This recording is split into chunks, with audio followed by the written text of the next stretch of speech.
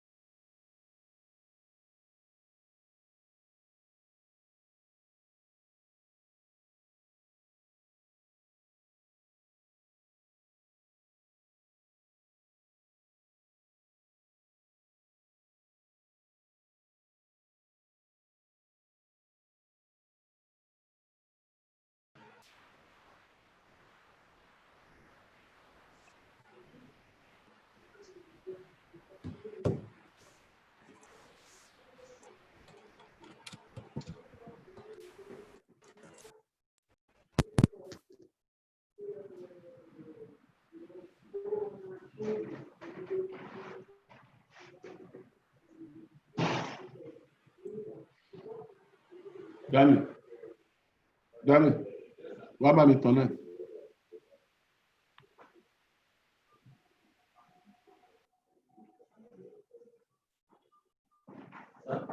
Come in.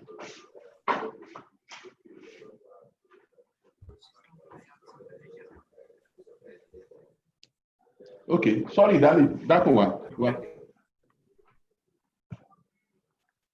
Jaban Bikini. Can you loudspeaker?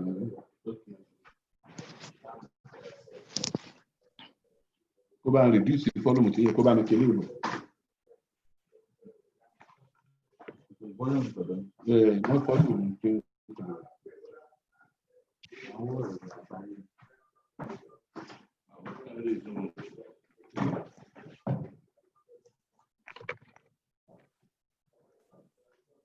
They can't stop you once it's so. I better get attention. Yeah, I want. See, one is I want to sign for that period. Huh?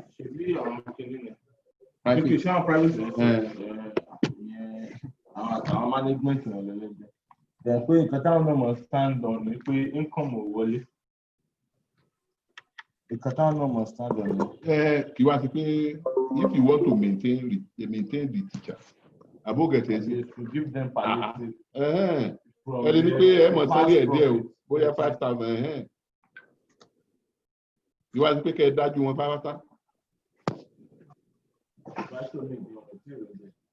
The problem is that school, teacher in school.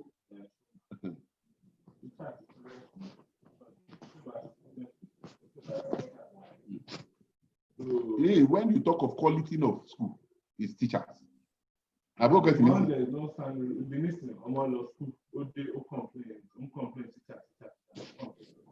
At the end of the day, parents must buy a moment phone there. So can't improve. So at the end of the day, one more. Dr. Misa, can you help us to mute everybody? All these people that are distant at the background.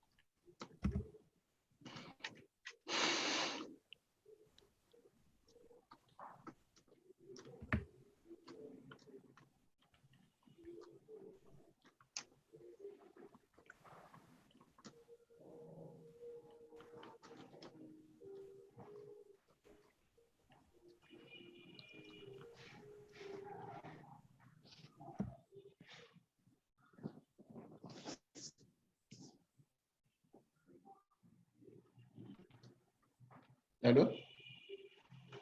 Hello? Ẹ ti ilé ńkọ́? Ẹ pẹ̀lẹ́ sí òrẹ́ra. Mo ní sẹ́ máa jọ́ ìkíní láàárọ̀ yìí ni. Soon.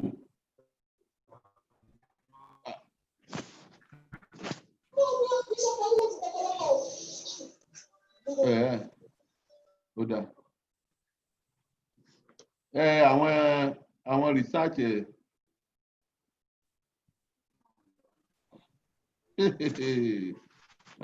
ó ti sign out. A ti gbọ́. Ẹ ṣeun, ẹ take care. Ẹ sign the owó.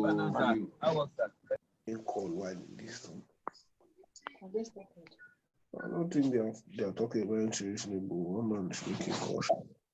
I think that's a meeting. Let me see that. Good morning, everyone. Good morning. Yeah, so you are all welcome.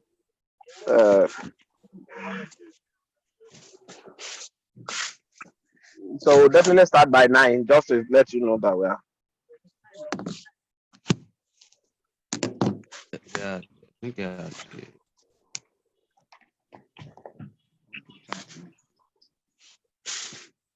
Hello, good morning, everyone. Show me the person speaking. morning, doctor. Good morning. Good morning, doctor. Good morning, sir. How are you doing, sir? I'm Mas. Fine, thank you, sir. You are Like, powerfully welcome. So many tests. So, okay. Yeah, good. no, see where am I? I Please, don't want to show. please, let's make sure we mute our mic so that we don't disturb the audio collectively.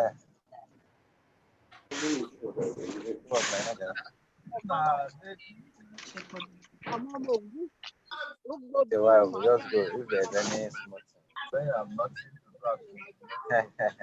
now. Economics.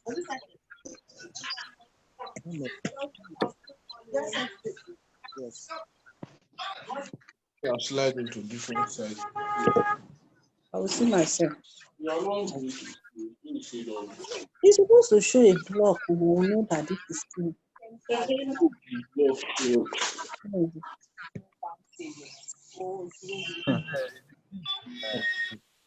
Dr. Misaki. Professor Misaki.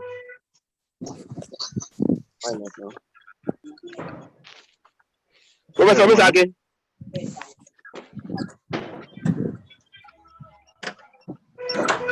Professor Misaki.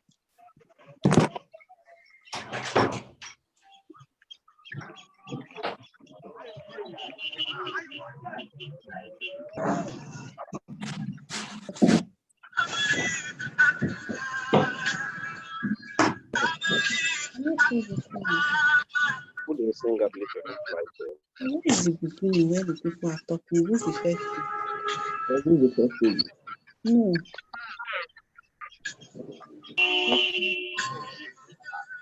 That's what.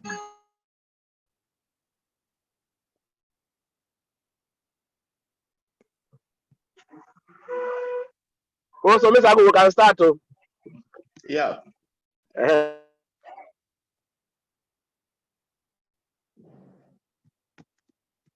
Hello, good morning, everyone. I think the time is 9. Good morning. Now, and so we just have to start this program now. From the invitations that we've received, the program will start by 9, and then by 11 we should be rounding up the whole program. So we have to just kickstart the program now. We hope that others will join us as we are starting. So once again, I want to welcome every one of us to this program. My name is Olusegun Omeshake. I will be coordinating. Hello, can we please mute our mic? Or you can even mute them by yourself. Just yes, mute generally, then open yourself. I've done that, but some people can see on mute on when they come in. Something can still change. You can even set it. Okay. The meeting, set it so that nobody can mute or set people having them. So we are as I said. So my name is Olusegun Omeshake, and I'll be coordinating this program. So let me quickly run you through the program. And so we are basically focusing on the methodological issues and the criteria for methodology selection in PhD thesis writing and research. We believe this is one of the key issues when going through the journey of PhD program. We have also selected this topic because of the fact that the probability that you will get everything right is very high if you get this section of your thesis right. So today we have three main topics that we have to discuss. The first one talks about cross-sectional data and criteria for method selection, and so this will be handled by Dr. Afolabi. So that will be done for 25 minutes. We also have the second section that will focus on time series data and criteria for methodology selection, method selection. So that will be handled by Dr. Adeni. and the same 25 minutes. We also have panel data and criteria for method selection that will be handled by Professor Area Bright, 25 minutes. So we will then have a common question and answer after all this section. So the first person will present, the second and the third, and then after that we'll have a very robust section on question and answer. So anybody can ask any question, and then the presenters will be there to answer the questions, or any other member of the team. And so we hope in the next 2 hours we should be through, and we hope that we'll get the best out of today's program. Thank you. So let's kickstart the program. I would like to invite Dr. Ilola for opening remarks.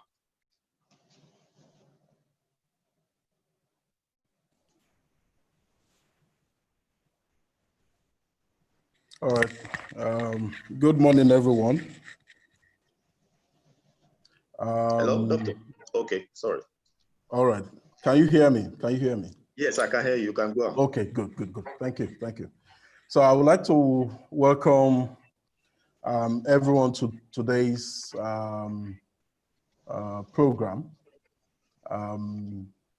It's a program, as Dr. Omisakin has mentioned, just to remind us of a number of things that we know, and also to guide us through some salient issues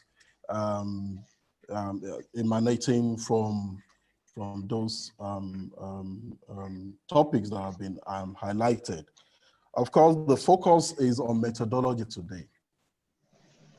And we know that methodology is always part of the structure of any thesis, and also or any research work. Usually in a typical structure of a thesis, after your introduction, your background to the study, your literature review, you often have in chapter 4 what you call the theoretical framework and methodology. Before you then begin to discuss issues around results and then conclude. This is a typical structure. It may vary across institutions. So there is always a tie, or a link between the theoretical framework and the methodology. And there is a place for methodology in seeking for knowledge. Of course, it is the human nature to seek for knowledge.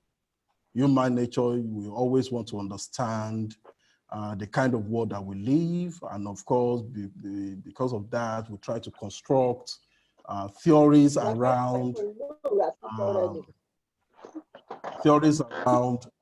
how we live.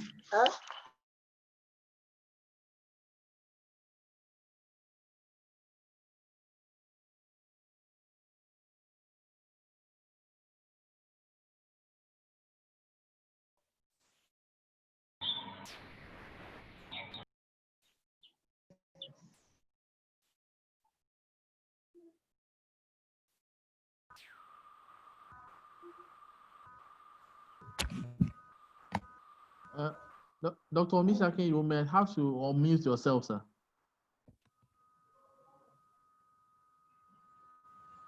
Dr. Ilola, sorry, please. Thank you. I didn't realize it's been yeah, sorry, doctor. I was trying to make sure that we don't have interference from others. So okay, thank you.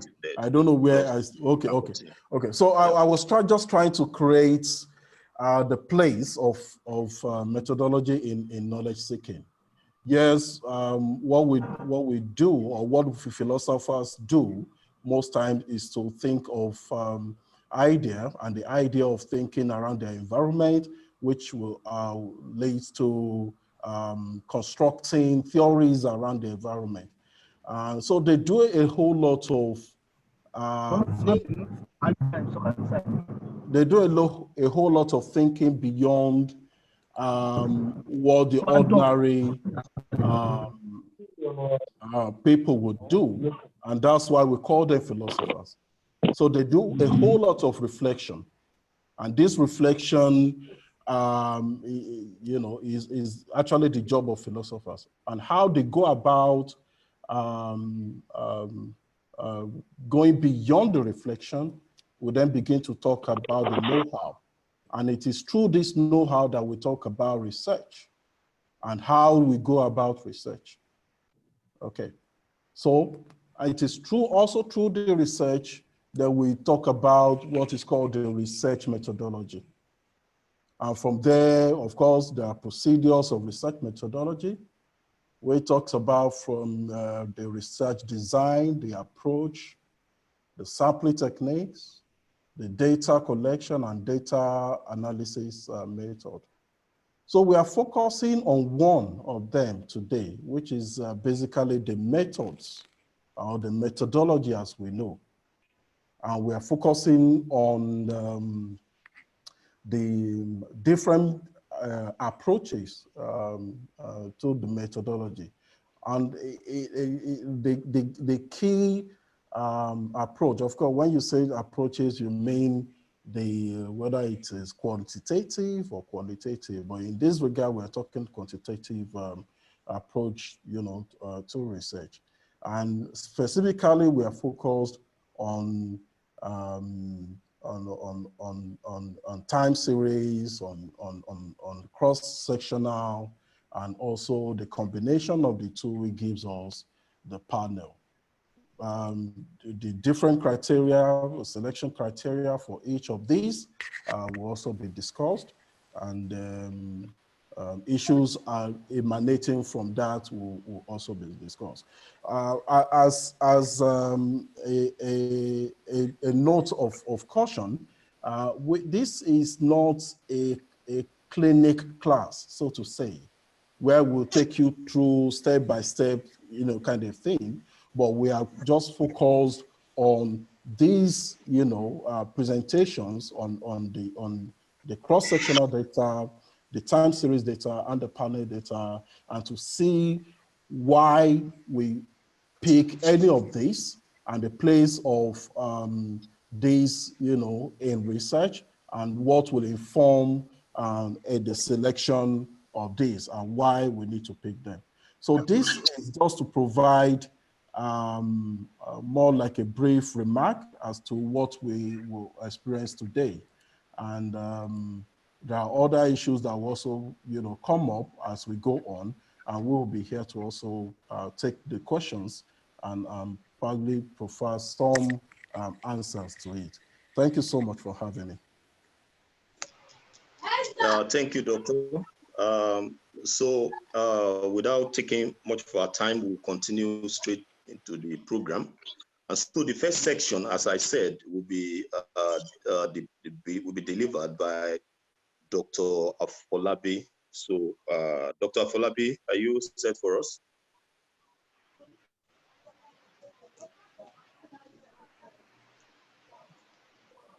Hello, Doctor. Yes, I just submitted my. Good morning, everyone.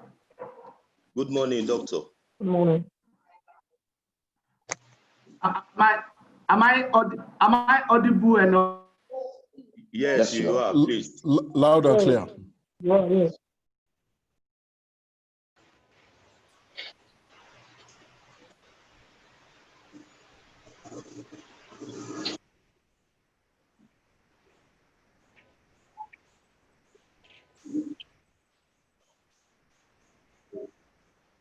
Hello, Doctor. Yes, I'm here. Good morning. Yeah, so are you set for the presentation? Oh, okay. So I can just, am I able to share my screen? Yes, please go ahead. Okay, thank you.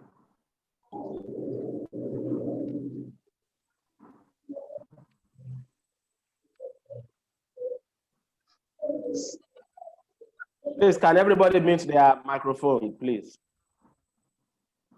Except for Dr. Oluokere, please.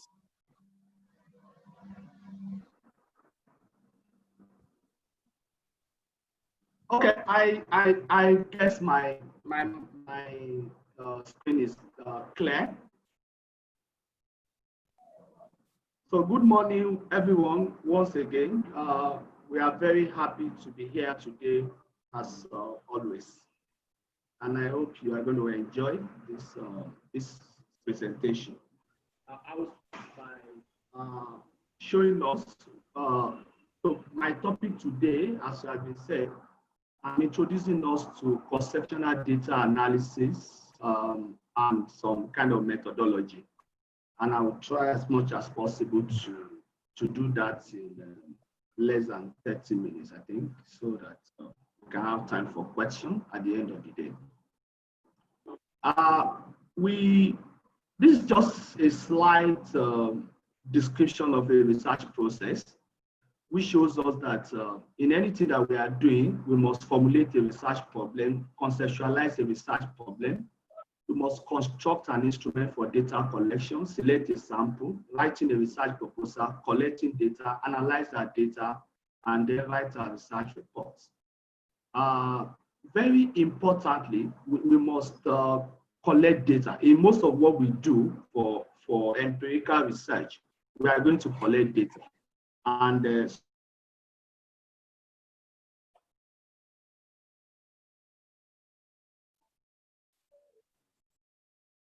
Dr. Falabi, have you shared your screen?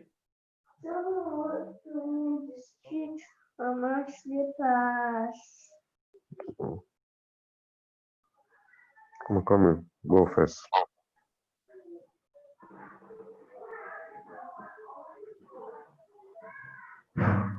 Doctor, Hello, who is sharing that screen?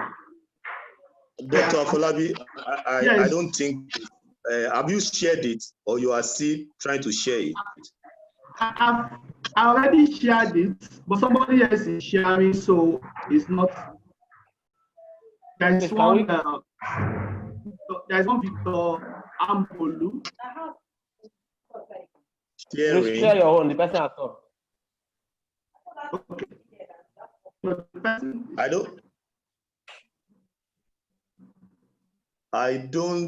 You can share now. The person has removed it. because I can, in my own, I can still see Victor Ampolu sharing. So. Oh. That means Can your you network try is it slow. now? Can you try it now? Can you go ahead and share it now?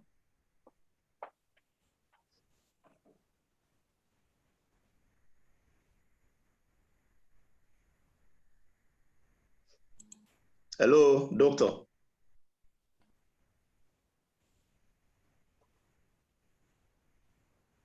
I think his network is poor. Let Dr. Is Dr. Adeni ready?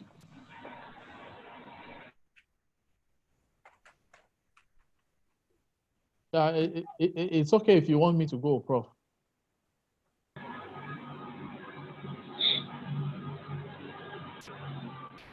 His network is poor. Let Dr. Adeni continue so that we'll come back to him. It's okay.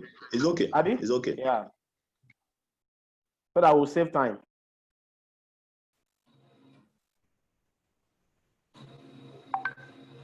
I think he's sharing the screen now.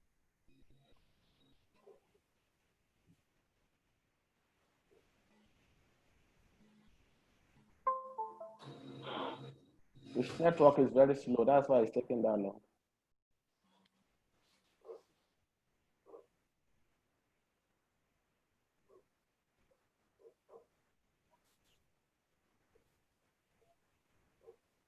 Hello, Dr. Falabi, can you hear me? Okay, maybe Dr. Tosin can go ahead by sharing his screen.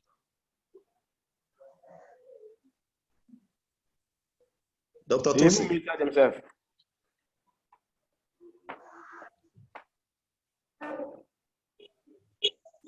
Okay, great. All right. Thank you. Yeah. Okay. So Yeah. we'll continue. We'll call in Dr. Afolabi after Dr. Tosin. We hope that the network issue will have been fixed. Thank you. You can go ahead, sir. Okay. Yeah. Thank you very much, and good morning to everyone. I hope I'm audible, sir. Yes, you are. Please go ahead. Okay. Please, Cool. let's Excellent. mute our mics, except Dr. Tosin. Please, let's all mute our mic.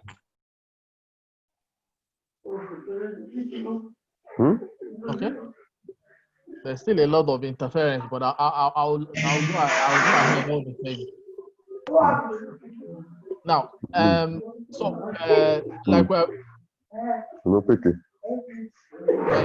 like we've been told. Please, some of the mics may have to be muted. The sounds are interfering too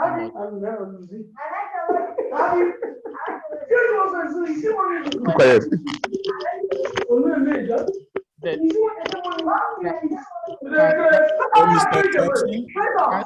Can Samson Okpo mute? Okay, sorry. Mic, please. Okay, let me do that.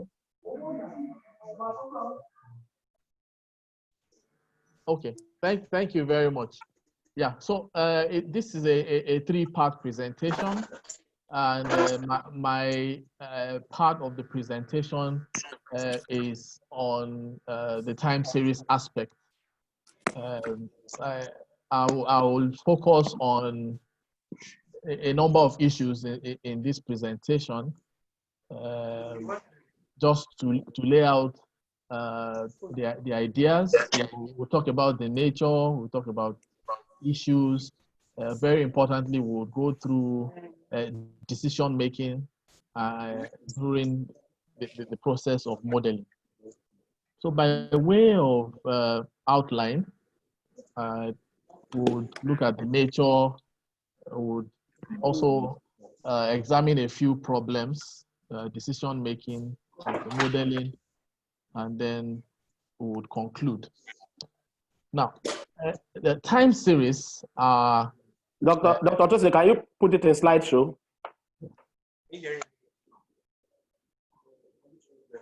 Okay. Okay. So is this better, Prof? It's okay now. All right. Yeah. It's okay now. Okay. So time series are observations on economic variables and even some non-economic variables.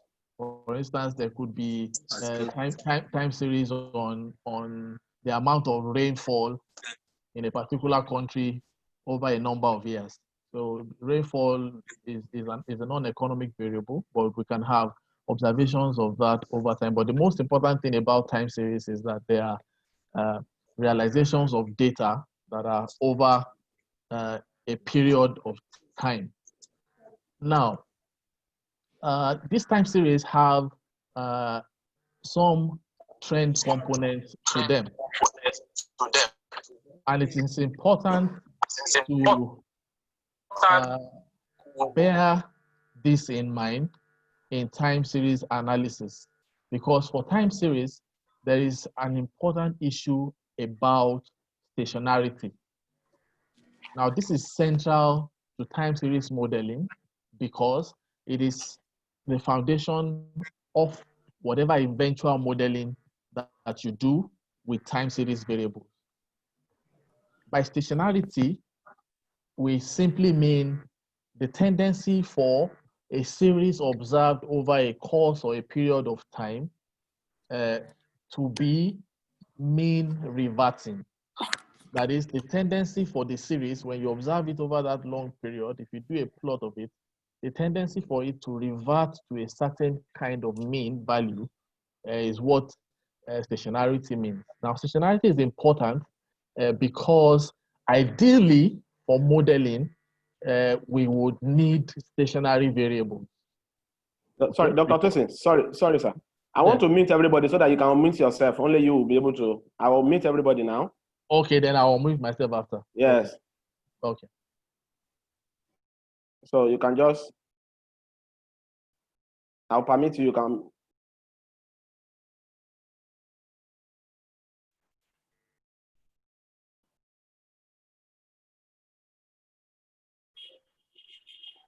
Okay.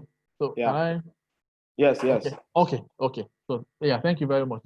Yeah. So I was trying to make the point that stationarity is important because that's the ideal to which we would want our time series variables to conform. Okay, because if a variable is stationary, meaning if it is mean reverting, then we should worry less about what the behavior of that variable would be when we then put it in a model in a relationship with other variables. So if all the variables that individual variables we are putting into a model are stationary, meaning they are mean reverting, then we do not have a problem with the model in the sense that each of the variables that we are putting in are mean reverting, and by extension, their path is predictable, and whatever relationship they form within the model would be one that is easy to track. But the issue with time series a lot of times is that they are actually non-stationary by nature. And the fact that they are non-stationary means that we must find means of ensuring that even though they are non-stationary, by the time we put them into a model, we get something that can still help us to make meaningful predictions. And there are certain ways which we will see as we go along of achieving this stationarity. Now, there are some cases in which the use of time series is inappropriate. I'm sure by the time we listen to the next two presentations, it will be clear under what conditions we would need to use time series, under what conditions we may not need to use time series modeling approaches. But whatever it is that we're interested in that has to do with variation over time in economic relationships, in the behavior of particular variables, time series approaches are very useful for achieving that. So I'm presenting this just for us to have a visual. Sometimes it's good to visualize. Visual inspection is a very important aspect of what we do in research. So I put a few non-stationary series here such that we can get a sense of what I meant when I said mean reversion. Now, if we look at this picture, all of the charts, you cannot clearly see a pattern in which any of the variables plotted here appears to be reverting to a mean value. In fact, in most of the cases, they're either trending upwards or trending downwards in some portion of the graphs or the other. So this gives like a visual representation of a non-stationary set of series. Now, for the stationary part, you would see this other picture. Now, the difference between this and this sometimes could be a matter of the frequency of the data. Okay, by data frequency, I mean, was the observation monthly, was it quarterly, was it daily? Okay, so the higher the frequency, meaning that as you move from more aggregated like annual data to daily data, that is okay, a larger set of observations, within the larger set of observations, it's likely that you achieve stationarity almost naturally, okay? Because you will find this tendency for the variables to revert to their mean value. Now, this representation is the ideal that you want for our variables, but like I said, a lot of time series most times look this way, meaning that they have trends in them. Now, so if we have non-stationary time series, like we have said, the non-stationary time series are the ideal. That's the way in which the data generating process produces the statistics that we use a lot of times. So to now achieve stationarity, you now go through the process of differencing. Okay, and I've highlighted two approaches here, differencing of the stationary process, and then differencing also of trend stationary processes. For the second one, it's a small regression of the variable on a time trend. Okay, then you generate a new predicted variable, okay, that is now detrended, meaning that you have taken the trend component out of the data. So these approaches are there in the standard econometric softwares and packages that we use. But the idea is that we're trying to achieve this stationarity that I showed earlier. Now, time series, even when people use it, I've tried to put down a list of the problems that people, empirical researchers in economics, in finance, and a few other fields who do regressions, the kinds of problems that they fall into while using time series models. One of those issues to begin with is model specification errors. Okay, so there are times where the challenge is with the way that the model is specified.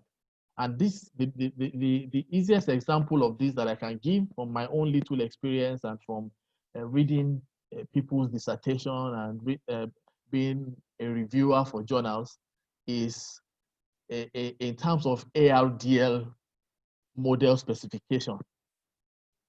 Okay, that a lot of times in specifying ARDL models, people leave out the contemporaneous values of the right-hand side variables. Okay, meaning that they start all variables on the right-hand side from t minus 1.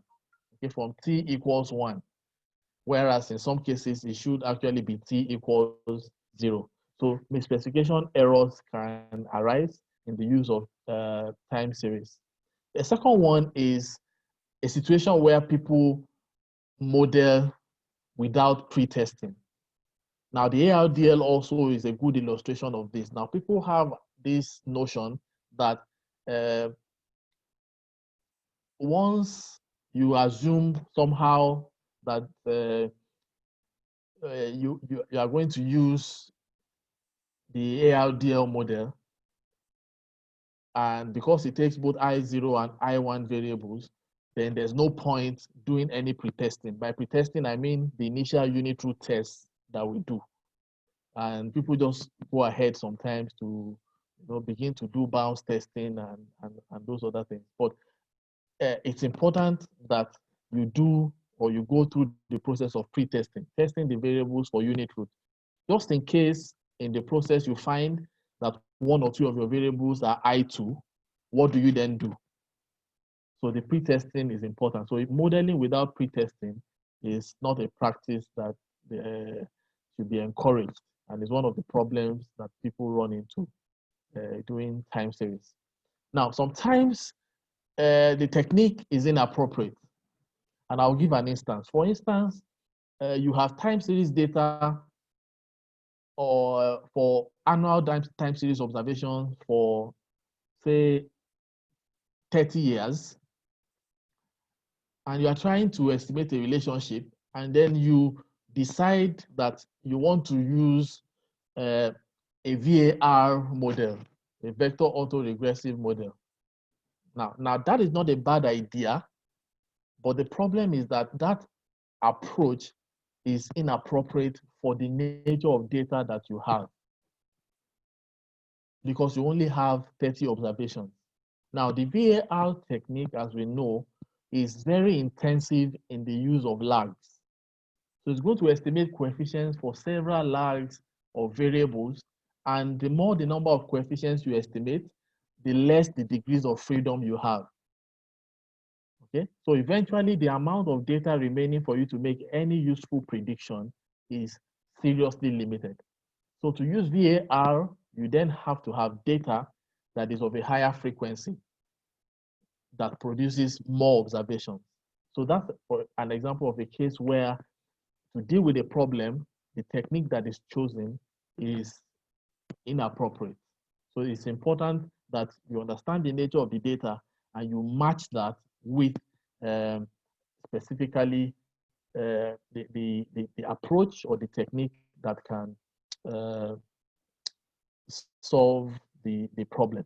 Now, sometimes also in empirical papers that we review and in thesis that we read, sometimes we find this disconnect between the models that are specified and estimated models. So this happens most times when people have within a particular model, maybe several indicators of the dependent variable, several indicators of some independent variables.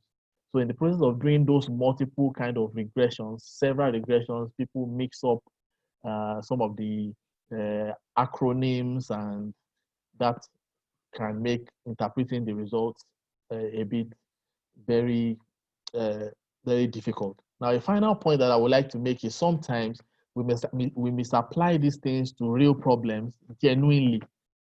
Okay, for example, someone finds out that it's likely that there are endogenous regressors in a model, meaning that there's an endogeneity problem. Okay, and then to deal with that problem, it then goes ahead to use maybe a dynamic OLS or a fully modified OLS. Okay, then that is a genuine error because you have identified a real problem with the data, but you have now made a mistake in terms of dealing with that data. Okay, so DMM kinds of modeling approaches would have been more suitable in cases where there is this idea of endogeneity. So I just show this table. These slides will be shared, so you have access to this. So this table I got from a particular source aptly describes what we should be looking at as decision rules when we observe the nature of our data. So there are 6 cases here, and depending on the assumptions on time trend, about stationarity, about co-integration, about the nature of the model. Is it a single equation model or is it a system of equations? That will determine the methods that you apply, as we see in the final column. So this table summarizes quite a lot of what I've been saying or discussing about in the previous slides. Now this schema is also a representation of the idea that is in that table. Okay, so you start from testing the series. Is it stationary? Does it have a trend and not stationary?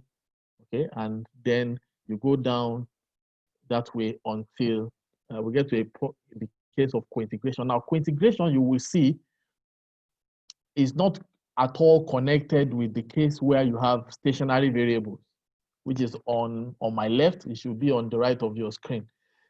The idea is that if you test your time series, for example, if you have 5 variables in a model and you do a unit 2 test and all the variables are I0, okay, it means that you can estimate that model the way it is. You don't need to bother about co-integration, okay, because the question of co-integration is just trying to say, if assuming that the variables are non-stationary, okay, say they are not I0, they are I1, are there combinations of those variables that can be stationary?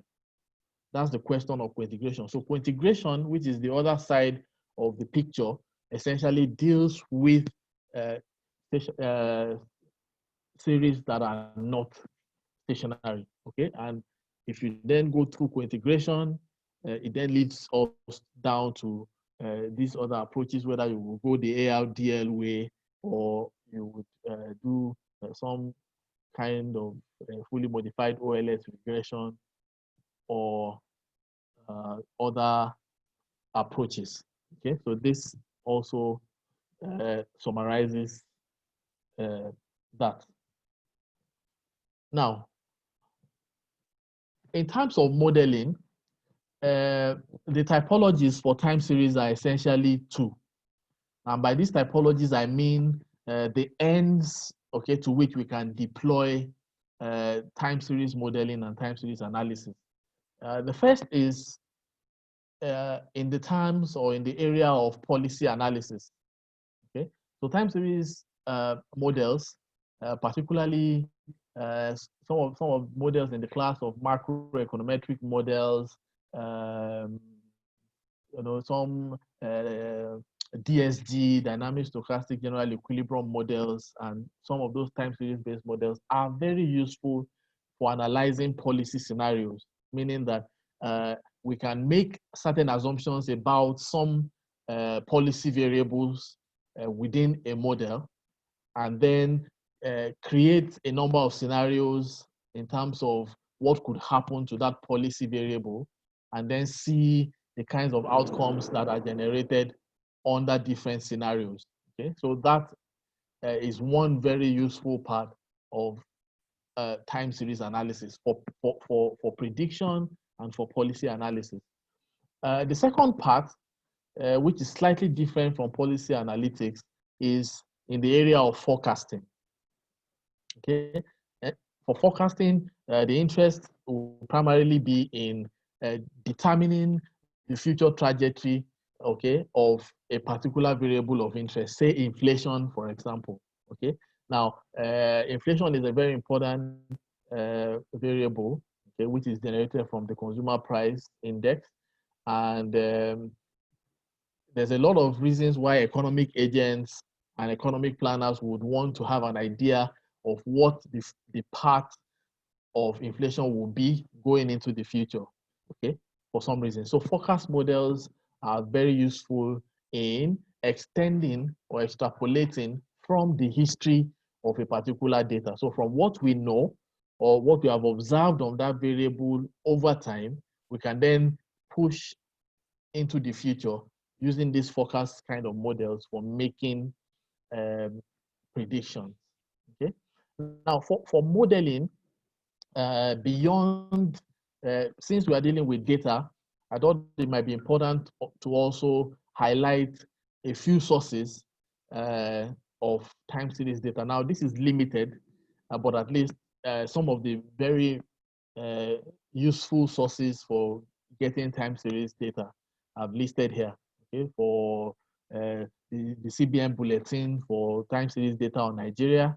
I'm sure for so many other African countries that have central banks that have these publications, one can also get time series data on those countries. So there's the African Governance Indicator. I would mention the Penn World Table, which I've put as PWT here. That's also a very useful source, particularly for GDP series across countries and over time, and a few others. Some of these, like Bank Scope, CompuStat, are also subscription-based, meaning you have to pay some subscription to have access to them.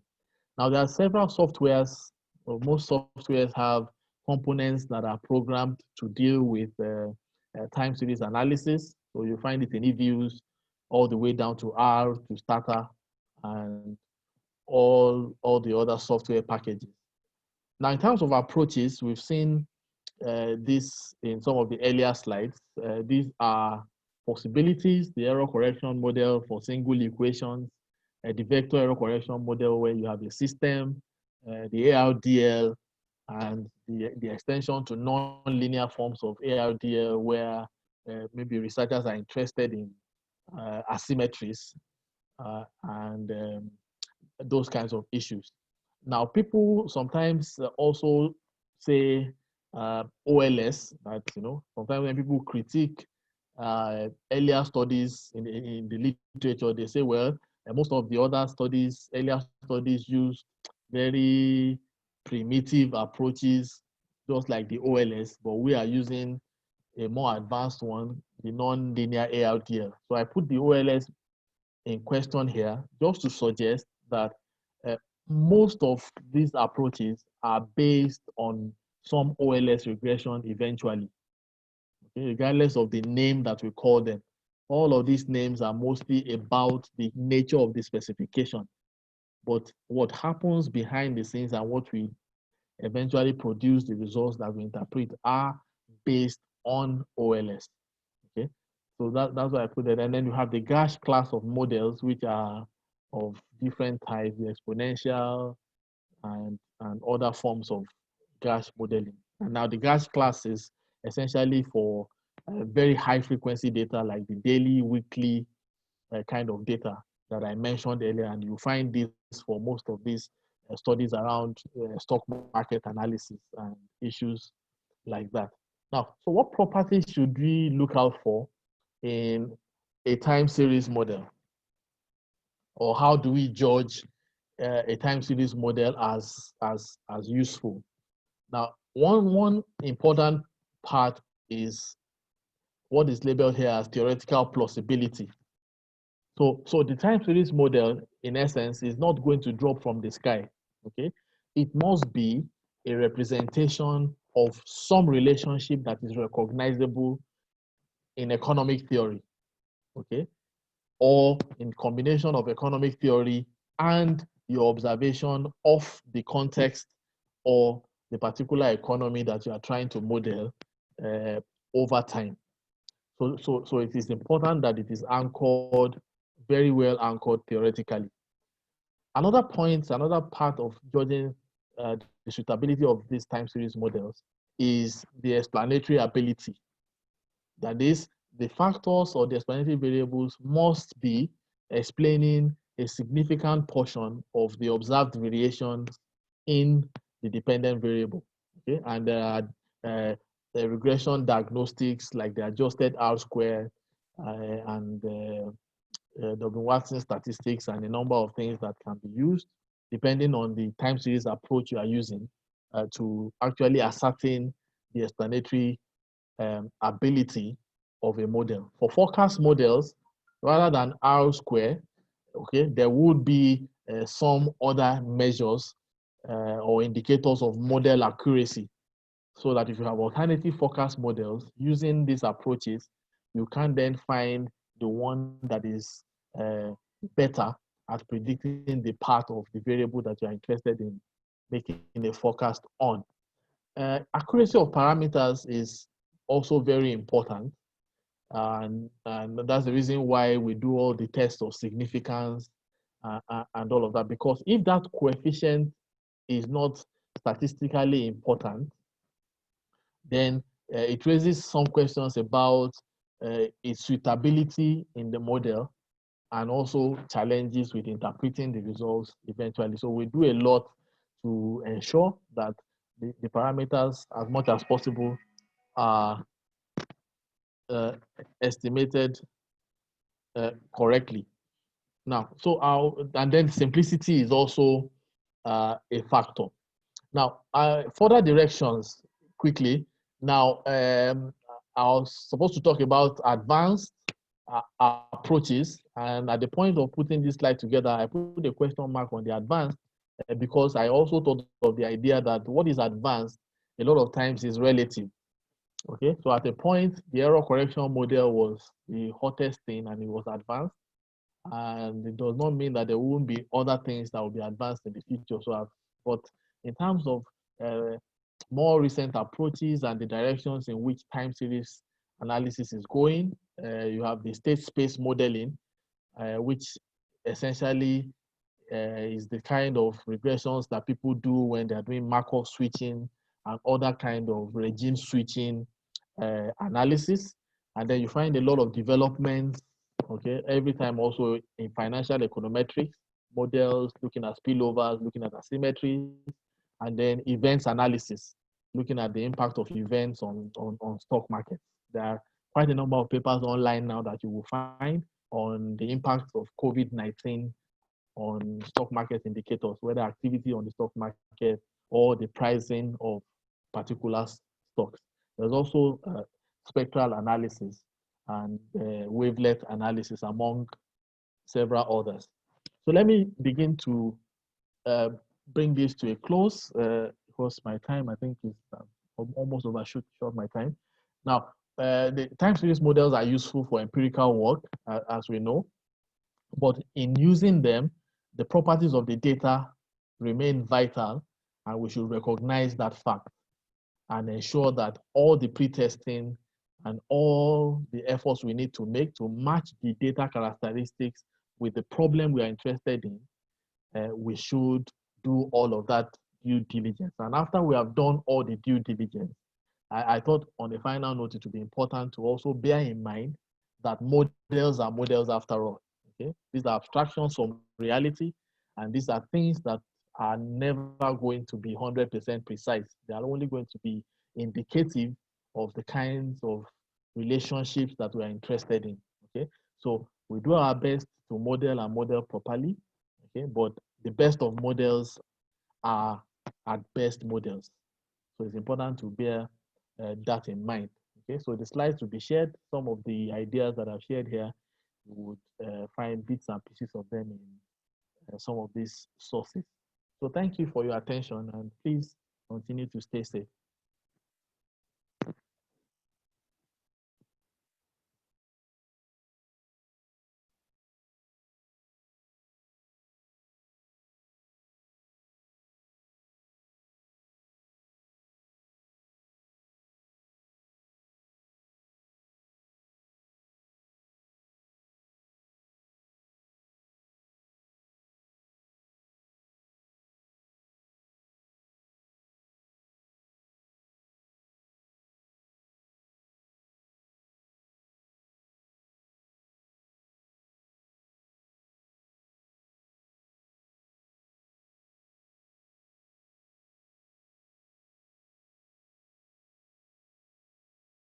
Okay, sorry, I want to welcome us once again and thank you for listening. Without wasting time, we'll go to the next presentation. And I think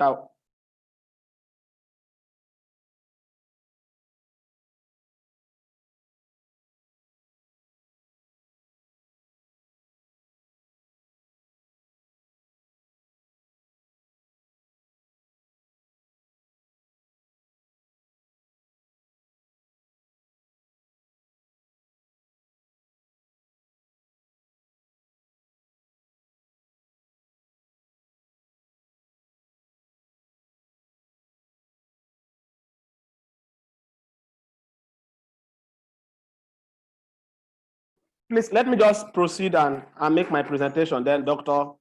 Olokere will follow after mine.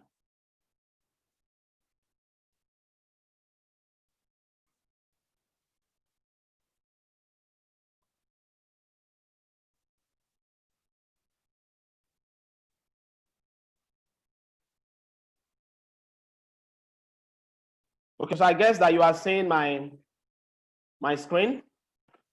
Once again, welcome. I want to appreciate all of you for attending our training. This we are going to be doing throughout this year. We've already mapped out what we'll be doing throughout the year. So every month it will be coming up, and we'll begin to dig deeper and deeper into almost everything one after the other until we are able to get these things very well. So I will start with the next presentation. And that has to do with the panel data analysis.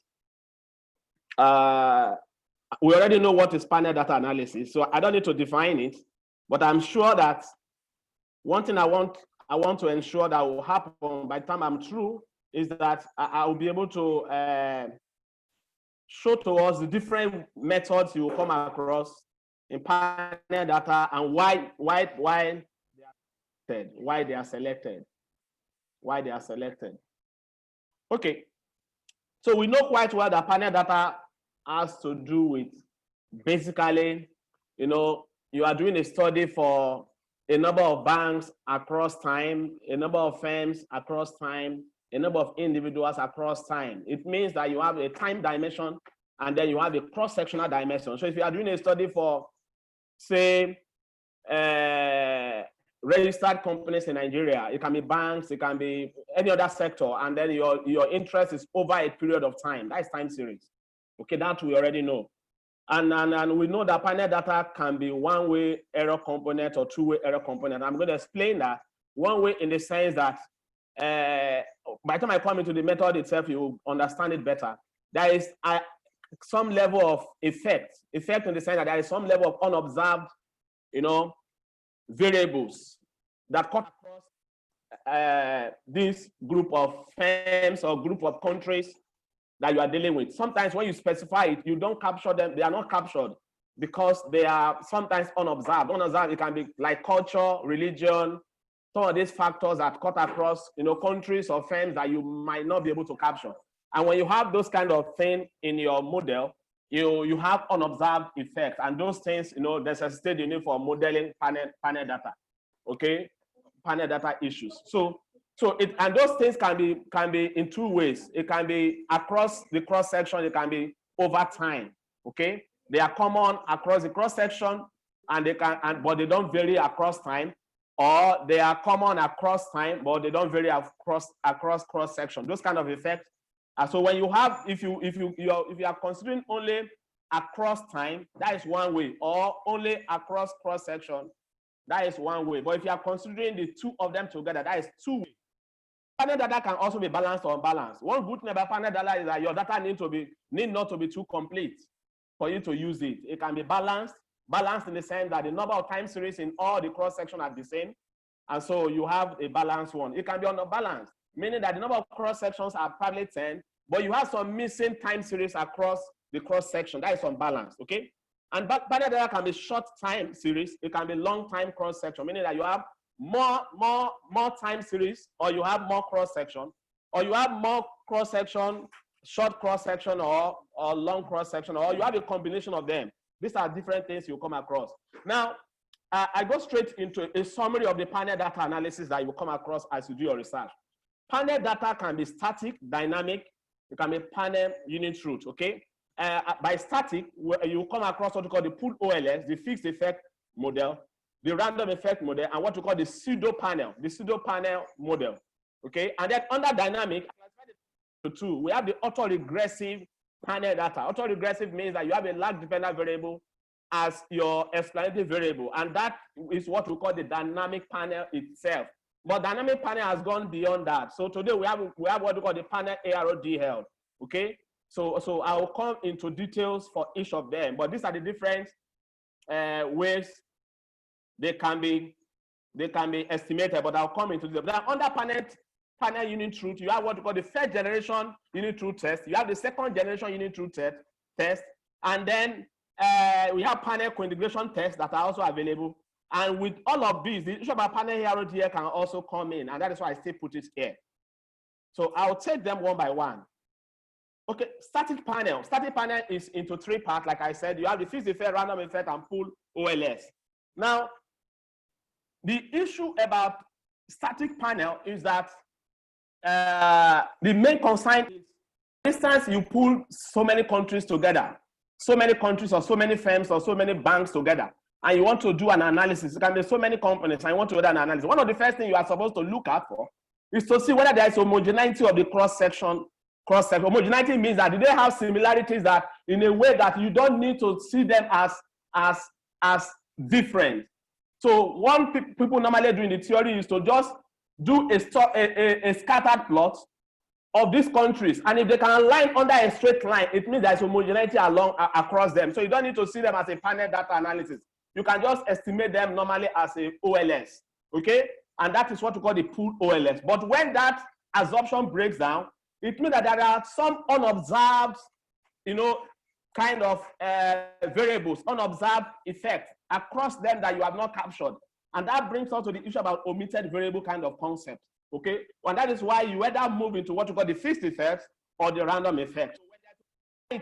Where the unobserved kind of thing is not there, then you can go ahead with your pool OLS. But when that when that absorption, when that hypothesis does not hold, then you need to move away from the pool OLS. Going specific into what I'm saying, when you are doing let me from here make us understand that when you are doing a panel data analysis, the first thing you are supposed to do is what we call the pre-estimation diagnosis test. Pre-estimation diagnosis test, okay? And that has to do with omitted variable test. In fact, I will not trouble ourselves with, we will not be going into details of how you can do that, but most of these things are available either in Stata or in eViews. They are available. If you are looking for the codes, just write down the test I have mentioned. Go to Google and say, I'm looking for omitted variable test for panel data. starter code is available everywhere in Google. You can see the code available. There's so many other tests, so many people that have even gone into the practical, like, our purpose is to show you why you use each of these models. Why? So that you won't be doing the mistakes anymore. But if you want to estimate, you can go to, my friend, Dr. Ngozi has done a lot of things in that area on YouTube. Dr. Afis has done a lot of area into just writing the codes alone. Those things are available online. But you can Google any names I call, just Google it online. Google will give you the starter code and you can use it directly. So you don't need to trouble yourself with how do I estimate it. The codes are there. Just mention the code on Google, you will get it. Okay, so let me go back to what I'm saying. So what you are supposed to do first when you have a panel data is what we call omitted variable test. That omitted variable test is to know whether there are some unobserved, effects that you are missing. And if you are missing them, you have omitted variable, which sometimes we call the specification error kind of a thing. And so when you do that test and that test shows that there is omitted variable, then you cannot estimate pool OLS. Okay, and that test is what we call the poolability test, and sometimes called the Ramsey test. Okay, so if there is omitted variable, which we call the unobserved kind of effect, then you move away from pool OLS. You don't estimate the normal OLS in panel. That means that unobserved variables can be fixed, they can be random. Okay, if they are fixed, then you estimate the fixed effect. If they are random, you estimate the random effect. I will come into details into all of them. Now, if I assume that they are fixed, okay, and I will talk about how do you check whether they are fixed. I will also talk about that. Now, what are the methods for estimating fixed effect model? Most time when you ask people, they are using fixed effects. And I said fixed effect is not a method of estimation. Fixed effect is a method, is a model. What you have done into the estimation is that you have captured, an intercept included in your equation as capturing those unobserved kind of omitted variable that you have talked about, that you have been able to find using the omitted variable bias test. Okay, so you now use an intercept to capture them. It's an intercept with a I. That I is over cross section. Okay, so that is how it is captured. So that is the model. You have written the fixed effect model. That's what it means. You can Google them. They are online. Okay, I won't be troubling myself with writing the equation, but they are online. I need a fixed effect model. You see how it's written. It's in so many economic texts. But what I want to bring out, how do you estimate? In the literature, there are 4 ways you can estimate fixed effect model. And so if you are doing your research, and somebody, if you are writing your methodological section and you are using fixed effect model, you should be able to tell us which method you are using to estimate the fixed effect model. Don't say I'm using fixed effect method of analysis. That is wrong. You are using fixed effect model, but to be estimated by any of the 4. Number 1 is within group estimator. Within group estimator is also called the entity demeaning, and is the most method of analysis. Most common. In fact, it is a default in eViews, okay? And probably for instance, if you use the starter code, it gives you that analysis also. It gives it to you. Okay, the starter code where you just put FE is the entity demeaning that is estimating. Okay, so you can Google that on starter is there. I mean, on starter code for that is there. We have what we call the first difference estimator. Okay, you can also use the first difference estimator to estimate the fixed effect. What the first difference estimator does is that you difference all your variables once and estimate them. When you difference them all once, what would have happened is that unobserved, omitted variable in it is eliminated. You have eliminated it. So you don't have an issue about heterogeneity or issue about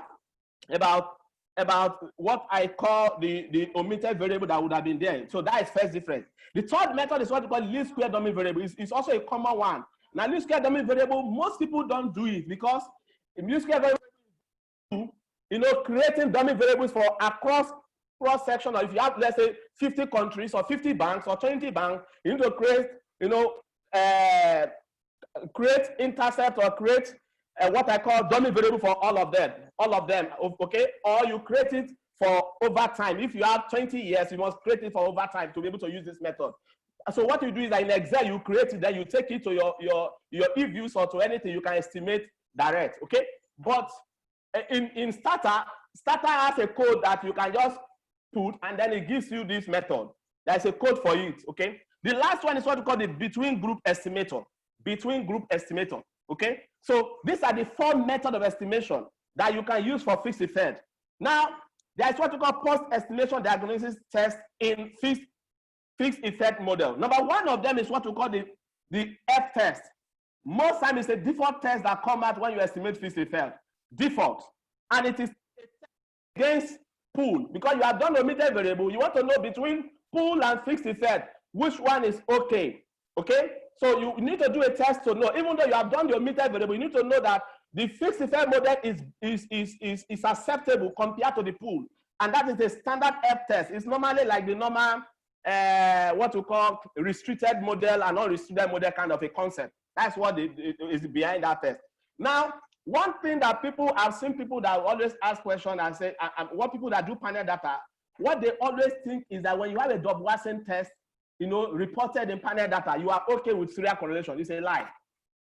Even in time series, Dubb-Watson test is limited for a number of reasons. If you don't have an intercept, if you have a large binary variable, so many, like 3 other cases where Dubb-Watson will break down. Okay, that is why we have the LM test, Bruce-Pagan LM test in time series to confirm. Even though it's not reported, you need to confirm that in time series. Okay, so what test do you need to test? There is serial correlation with your fixed effect. We call it the Woodridge LM test. The Woodridge LM test code is available online. I'm looking for Woodridge LM test for serial correlation. You can Google it and you get it for starter.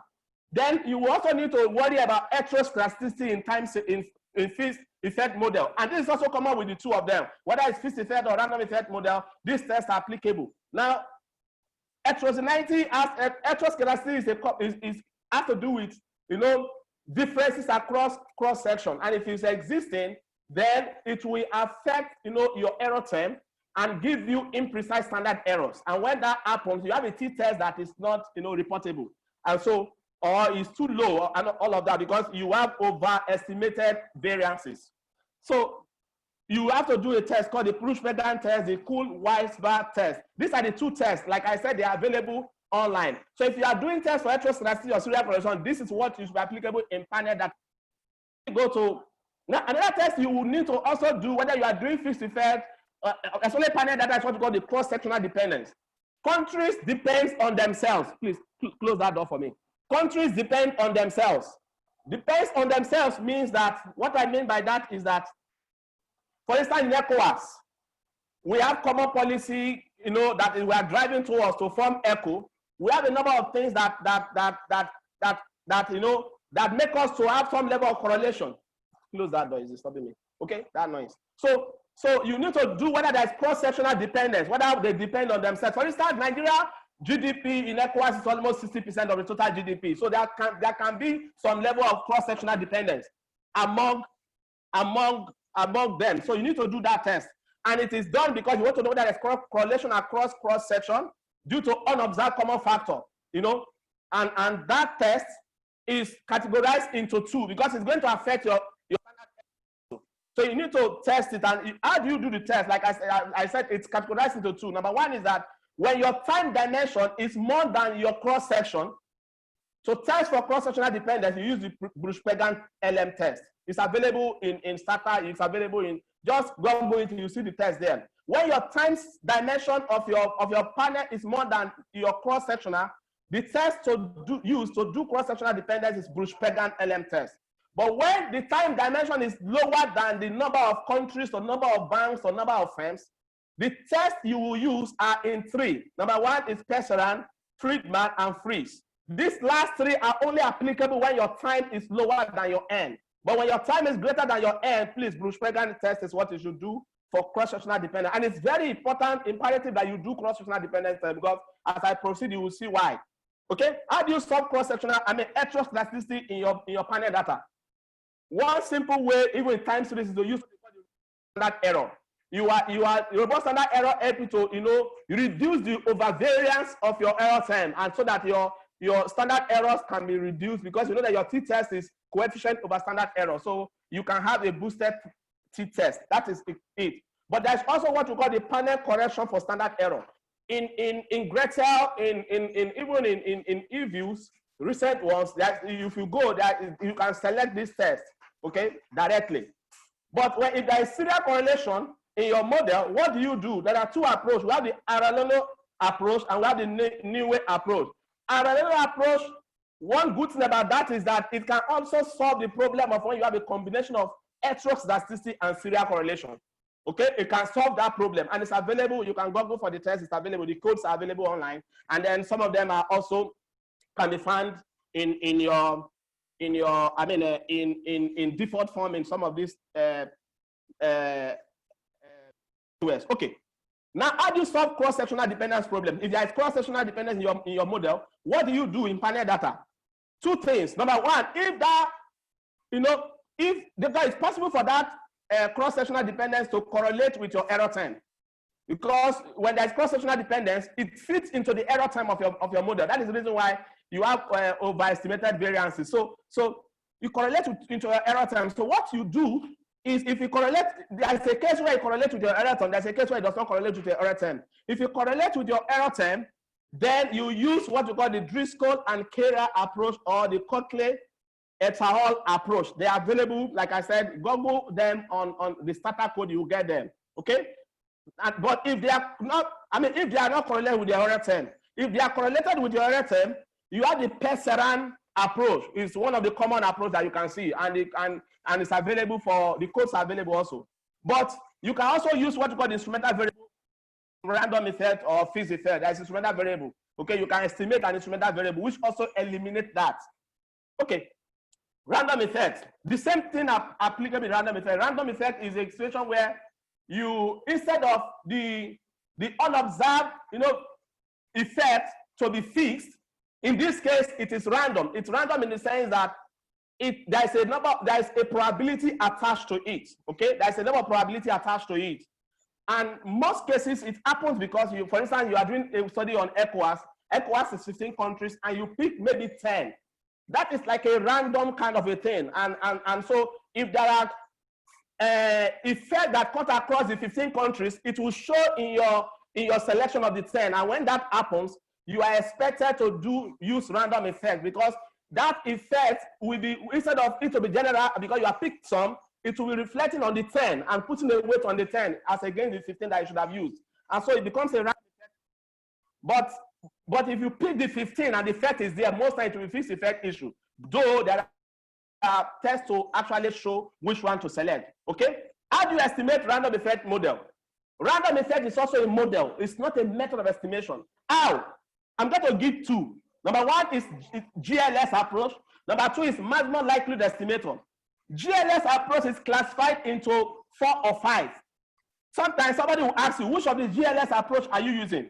Okay, for the random effect model, there are 4 variants. Number one is what we call the Swami-Arora. Okay, GLS, and is the most common one, is the default one you see in most softwares. Okay, but we also have what we call the Amemiya GLS. Our opinion that GLS is to transform that model and take away, what is making the heteroscedasticity present in your model. So that's what GLS is all about. You transform the model by dividing through by what is making that model to be, not to be constant variance. Okay, so you eliminate that. That's the GLS transformation process, and it's in 3 ways. 4. We have the Swami, Arora, Amemiya, Hussein and Wallace, and Nelov. These 4 are available, and you can pick any one of them. Like I said, the most common one is the Swami Arora. Okay, so if you are using GLS approach, somebody can ask you which of them. Please take note, and you can do further study on that. The other one is called the maximum likelihood. You will know what is maximum likelihood. Maximum likelihood is an estimator that is commonly used for whether time series or you are doing volatility kind of analysis, all of that. Like your GAC and ARC is a common estimator. Post-diagnosis test for random effect. That's what we call the Bruce-Pegan test that you are supposed to do to choose between random effect and pool. Because actually what you are doing, you are moved away from pool, but you want to show whether the random effect you are selecting, is actually the best compared to the pool OLS that you should have done. And that's a Bruce-Pegan test. Well, we also have what we call the Osman test that you are supposed to do between the random effect and fixed effect. So what have I said in terms of selection process is that you need to do a test to choose between pool and fixed, between random effect model and pool, and then random effect and what we call the fixed effect. Okay, so these are different tests so that somebody can be sure that yes, the test you are picking is actually the model you are picking is actually the one that is selected by all of these processes of the different tests that you're supposed to do. Now I quickly go into the dynamic panel. and I talk about the ARO model, and I'm not going to waste time. The ARO model in dynamic panel is just when you have a lag dependent variable included, which the common dynamic panel that we talked about. Okay, where do you use this method? You can only use this method when your time dimension is less than your cross-section. I repeat, when the time dimension is less than your cross-sectional data, and I give an example, you have 24 banks, but the number of years you have is 30. You cannot use this, okay? You cannot be considering dynamic panel. But there are cases where you can consider dynamic panel. I'll talk about that also, okay? But dynamic panel is mostly used because the idea beyond the derivation, I can't go into that details. By Aurelino Bond, when they were doing it, is because they were taking household data, and that's how they were able to come up with the theory behind it and the derivation. So it's a case where you have your time less than the cross section, meaning that probably you have 30 banks as against 20 years, or 50 countries or 30 countries against 20 years is applicable. But there is another case where it can be applicable, and that case is a case where you have the normal instrumental variable technique, and so that takes me to the method of analysis. There are actually a number of methods of analysis. Number one of them is called the Anderson and Isiayo. Anderson and Isiayo were the first set of people to come up with a method to estimate dynamic panel when you have a lag dependent variable. And when you have a lag dependent variable, what it does means is that your lag variable that you have, like this one, will correlate with the error term. And that breaks down, one of the assumptions of OLS. That assumption is that you are taking the covariance between the error term and your explanatory variable. It's supposed to be equal to 0. There shouldn't be any covariance among them. When there's a covariance among them, then you have you have what you call heterogeneity issues. So that's why you come into this method of analysis. And what it does means is that in the normal theory, it says the orthogonal moment or the orthogonal conditions, or what you call the moment conditions, are more than the number of parameters. That's what it means. When that happens, this is what you do. Number one is the Anderson and Isiayo. For Anderson and Isiayo, good for you. Even when the time dimension is higher than the cross section, you can use it. It's just an instrumental variable technique. The only limitation there is that they only provided 2 instruments.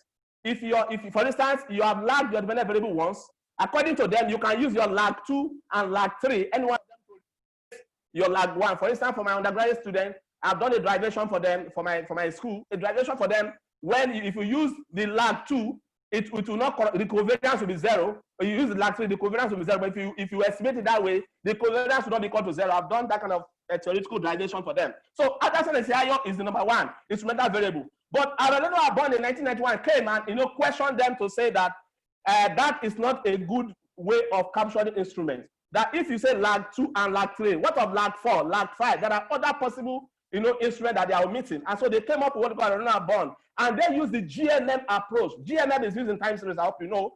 Okay. And what they just did was first differencing. They difference the lag instead of just taking the lag. They take the first difference of the lag. Okay. So Aurelino Bond, then we have what we call the Blundell and Bond. Okay. What Blundell and Bond and others are just system GMM. Okay. GMM. So if you are doing dynamic panel, you need to do what we call the instrument validity test, which is common, which is an over-identification test by Sagan. It's available on test for ARO. Okay, let me quickly go into dynamic panel in terms of heterogeneous dynamic panel. This one is classified into 4 methods. Okay, and that is what we call the ARODL in dynamic panel. ARODL, or what we call the panel ARODL. 4 of them. We have the mean group, the pool mean group, the dynamic fixed effect, and what we call the augmented mean group. I will explain just the 3 of them together. The only assumption here is that the mean group allow you to estimate, if you have maybe 10 countries, it allows you to estimate long-run coefficient for the 10 countries differently, but the short-run coefficient will be the same. That is the assumption. So it's assumed that there's homogeneity across the cross-section at the long run. So it gives you result for cross-sectional coefficient for each of the countries, okay? So it assumes homogeneity, but the point that assume that there is homogeneity in the long run, meaning that it will estimate just one coefficient for all the countries, like a panel, but for the short run, it's going to give you coefficient for short run, the coefficient for each of the countries, okay? The dynamic fixed effect, okay, only assume heterogeneous intercept. That means that the intercept across them is different. but the coefficient is still homogeneous in long run, okay? Okay, now these three that I've mentioned are only applicable when there is no cross-sectional dependence in your panel. If there is cross-sectional dependence in your panel, these three cannot be used. So you need to do what we call the augmented mean group. Augmented mean group. So augmented mean group is used when there is cross-sectional dependence in your panel. Okay, so there are so many tests you can do.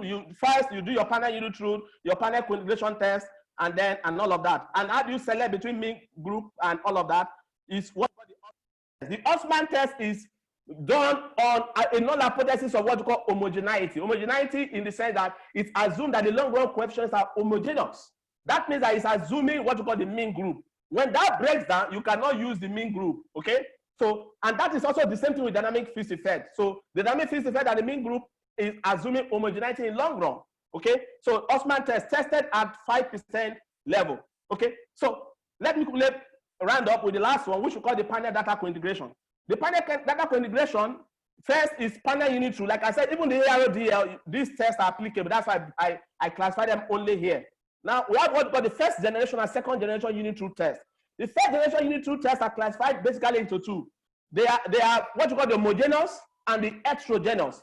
Homogeneous means that when you bring countries together, it's assumed that they don't have differences. So there's a unit rule test for that. Those tests assume that there are no differences, but there are tests that show that no, when you bring countries together, they have differences. So that is heterogeneous unit rule test. Those tests are under what we call the first generation. Now, one problem about the first generation test is that it's assumed that there is no cross-sectional dependence across your data or across your cross-section. So if there is cross-sectional dependence, which you are supposed to do, when you do a test and there is cross-sectional dependence, like I've talked about the different ones, it means that you can't use the first generation unit rule test. You do what you call the second generation unit rule test. And the only test that is available is what we call the Perseran cross-sectional augmented unit rule test. In fact, it's an augmented Dickey-Fuller test by Perseran. You use that test basically when there is cross-sectional dependence, okay? And when there is cross-sectional dependent test, when you are even doing panel cointegration, the test that you can use when there is cross-sectional dependence is what we call the I'll conclude now. It's what we call basically the Waterloo test. But for panel cointegration, if there is no cross-sectional dependence, the Pederoni, the Cow test, Pederoni and Cow, they are single equation test, and then the Johansen-Fisher, okay? These tests are only applicable when there is no cross-sectional dependence. But when there is cross-sectional dependence, please, you move to the Western loop. Now, how do you estimate the normal panel ECM, the fully modified, and the dynamic OLS? But take note, panel ECM, fully modified, and dynamic OLS can only be applicable when you have I1 variables. But if you have a combination, then please, panel HRODL is applicable.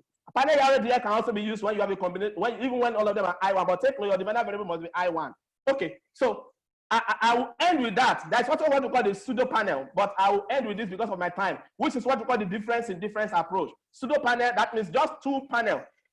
An intervention now as against when intervention was not there, or a policy was introduced, you want to know before and after, that kind of a thing. Maybe a road is constructed in a street, you want to know the impact of that road on the price of before and after.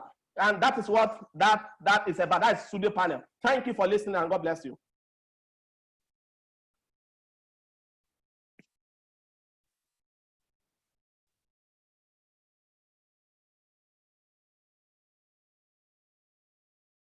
Masters. Okay. Okay. Thank you, Prof. For the presentation. Thank you, Prof. Sir. And so, without wasting more time, I will quickly let's mute ourselves, please.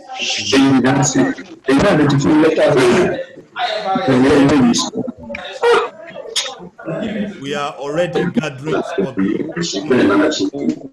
we are what we're going to do is that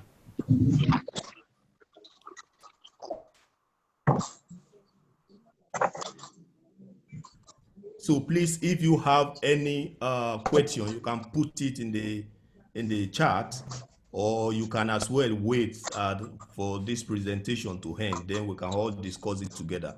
Thank you very much. So, Doctor, you can go ahead, sir.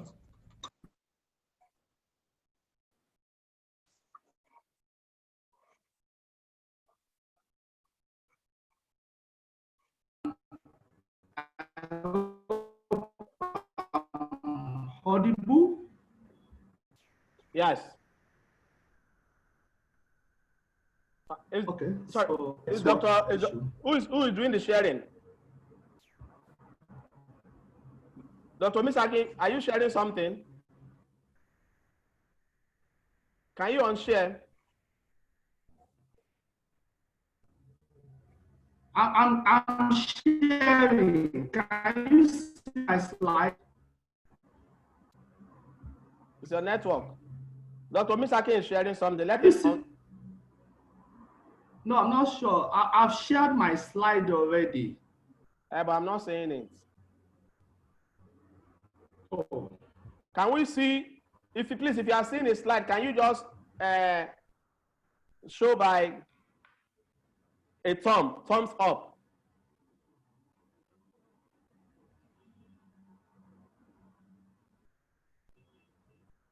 Okay, so they are seeing your slide except me. Okay, so you can proceed. So maybe, okay, I think it's a network issue. So sorry for the network issue. I think my network is not stationary. Speaking after Professor Rea, I mean, he has said a lot of things: Rao, Cow, GLS, Pedroni. I mean, quite a number of things. So let's just. You might try to do not to use your video because of your network, so that it can be good. Okay, so but I think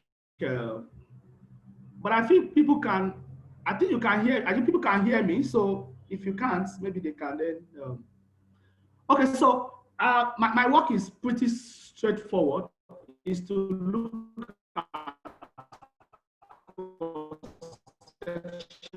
at data analysis. And if you look at the slide I'm showing, it just shows us that in any research process, we have a lot to do, starting from how to formulate our research problem and constructing an instrument for data collection, collecting our data, analyzing our data, and writing our research report. So as a researcher, we have a lot to do. I will try as much as possible to work very fast around this, maybe in 20 to 25 minutes. Method of data collection, as we all know, they can be secondary, they can be primary. When you use secondary information, you are looking at documents that are already in existence. They may be government publications, they may be earlier research reports, census data, they may be personal record of people, they may be newspapers and the rest.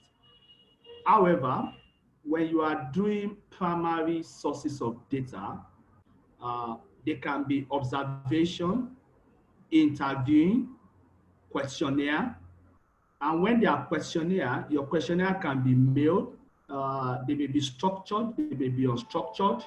So those are the kind of things that you are going to be doing when you are doing primary research. Let me just explain this slide. Yeah, we all know it, but it's important for the purpose of this class to emphasize it. We said data can be secondary or primary. Secondary data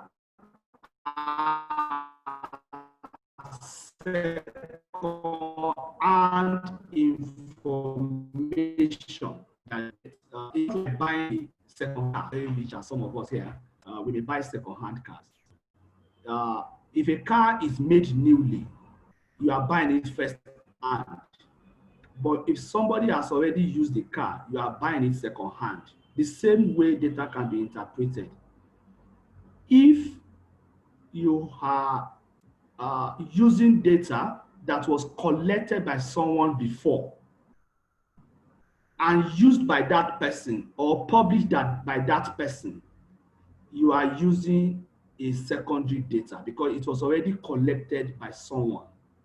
However, if you are the one collecting the data by yourself, you have developed your instrument and you are the first person to collect that kind of information, then it is primary information. That's your primary information. If it is used by another person, it becomes an interview, focus group discussions to get primary data. The Two speakers before me, they've said a lot about time series and panel data. But let me just situate what I'm about to teach in the context of what they've done. So I have this slide that talks about types of data. Types of data in terms of arrangement.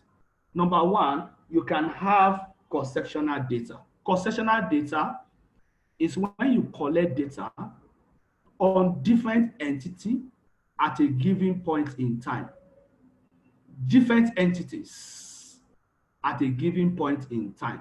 So it has an horizontal dimension, but no vertical dimension. There is no time dimension. It's just a single time, a single day, a single minute, a single year, a single week.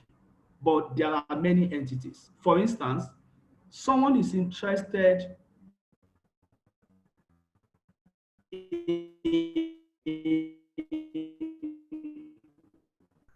companies that are listed on the market, a single year, 2010.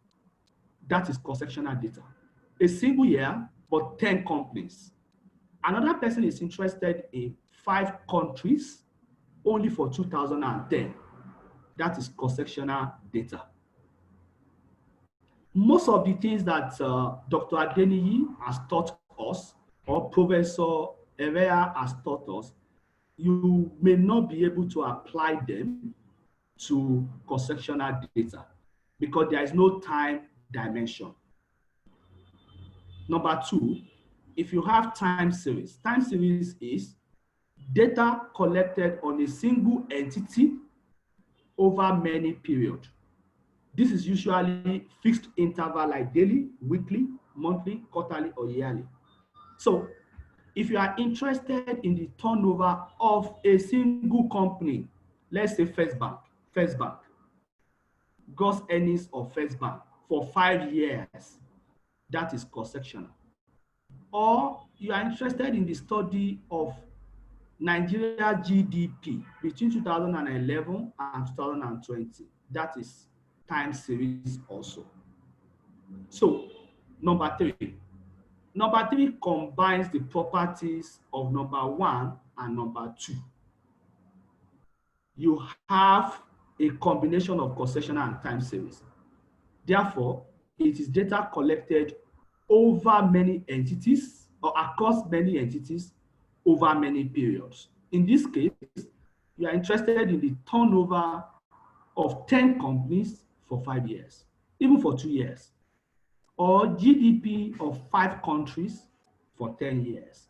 So in what Professor Bright Herrera just taught us, it will be panel because we are interested in many entities over many years. In what Dr. Tony taught us, it will be time series because we are interested in a single entity over many years.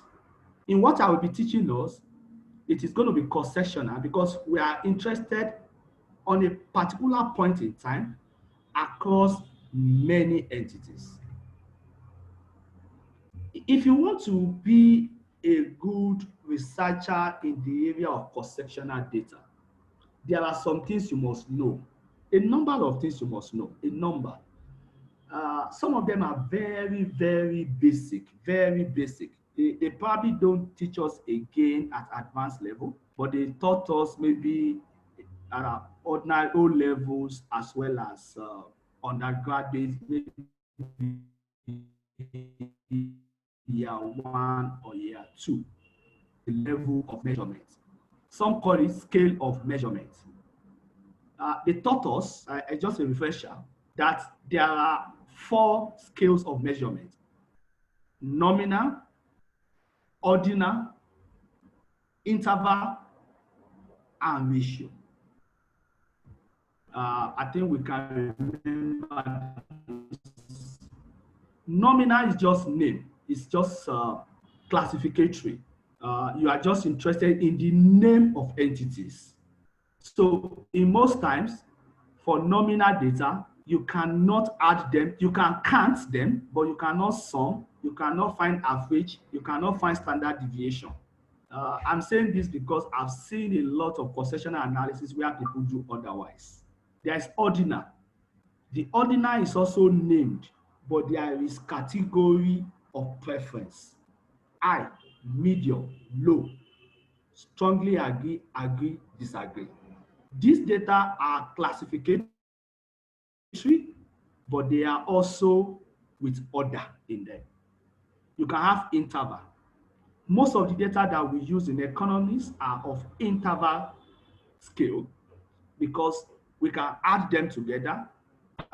We can subtract them from one another. Unlike nominal, you cannot say male minus female. You cannot say male plus female divided by 2. You can only count. We also have ratio. Ratio usually they have a fixed starting point of 0. So we can read up on that. Things like, a lot of them are used in the sciences, things like height, weight, because they are usually one measurement or the other that they are used to measure them. But I just want us to broadly look at this issue in 2 ways. Number 1 and number 2, nominal and ordinal, we can classify them as categorical data or discrete data. Number 3 and number 4, we can call them continuous data. Ladies and gentlemen, if you must do a good analysis in cross-sectional area, you must be able to know whether your data is categorical or your data is continuous. Most of what we learn in time series and in time series especially are continuous data. In panel, most of the data are continuous except for the cross-sectional units. But when it comes to cross-sectional data, almost everything, many of the variables will be categorical. If you must do cross-sectional analysis, you know, very important. Which population are you studying? Then you must have a way of sampling out of your population. Not many of us will be able to do a study that requires secondary information. Why? For many reasons, but let me mention 2. One reason is that you may want to do a study such that the secondary data is not available. It may be in the area of labor, in the area of performance, or specific firms, and the information, or household data, and the information is not available in terms of secondary information. Therefore, you need to soil your hands. Some of us, we may have secondary information, but we want to do what is called triangulation. We also want to do our own primary data so that we can validate the existing secondary information. In that way, we want to be able to have a unique value proposition for our study. In any or either of these cases, you will need to determine your population of study, and then you will need to sample out of the population because you cannot interview or administer your questionnaire to everybody in the population. Your population may be all adults of working age in Nigeria. There is no way you can sample all of them. So you must have a way of sampling. Sampling can be 2 types. They can be probability sampling or non-probability sampling. The slide will be shared. We can also read up. If it is probability, you can have simple random, stratified random, systematic random, cluster random. Multi-stage is a good example of that. If it's non-probabilistic, you can have convenience, where you just sample the person that is easy for you. You can do snowball, where you talk to someone who probably, maybe people that are doing something about alcoholism or drug abuse. Is the first person that you see, you ask him to tell you another person because you may not be able to know where they are. You can have judgmental, you can have deviant case, you can have case studies, and you can have ad hoc quota. So there are so many methods that are available in the literature, depending on our study. So if you remember at the last time we said, whatever study you are doing, you must also look at how the past literature in those areas have conducted some of the analysis that you want to do. So I have a few slides here on how to even determine sample size. It's a major issue around the world. There's a Cochrane paper written in 1977 I try to put some of the summary of that paper here. We can read it up. Try to do some little ways of computing sample size, getting some value. And interestingly, I also added a website, RouseSoft, that we can visit.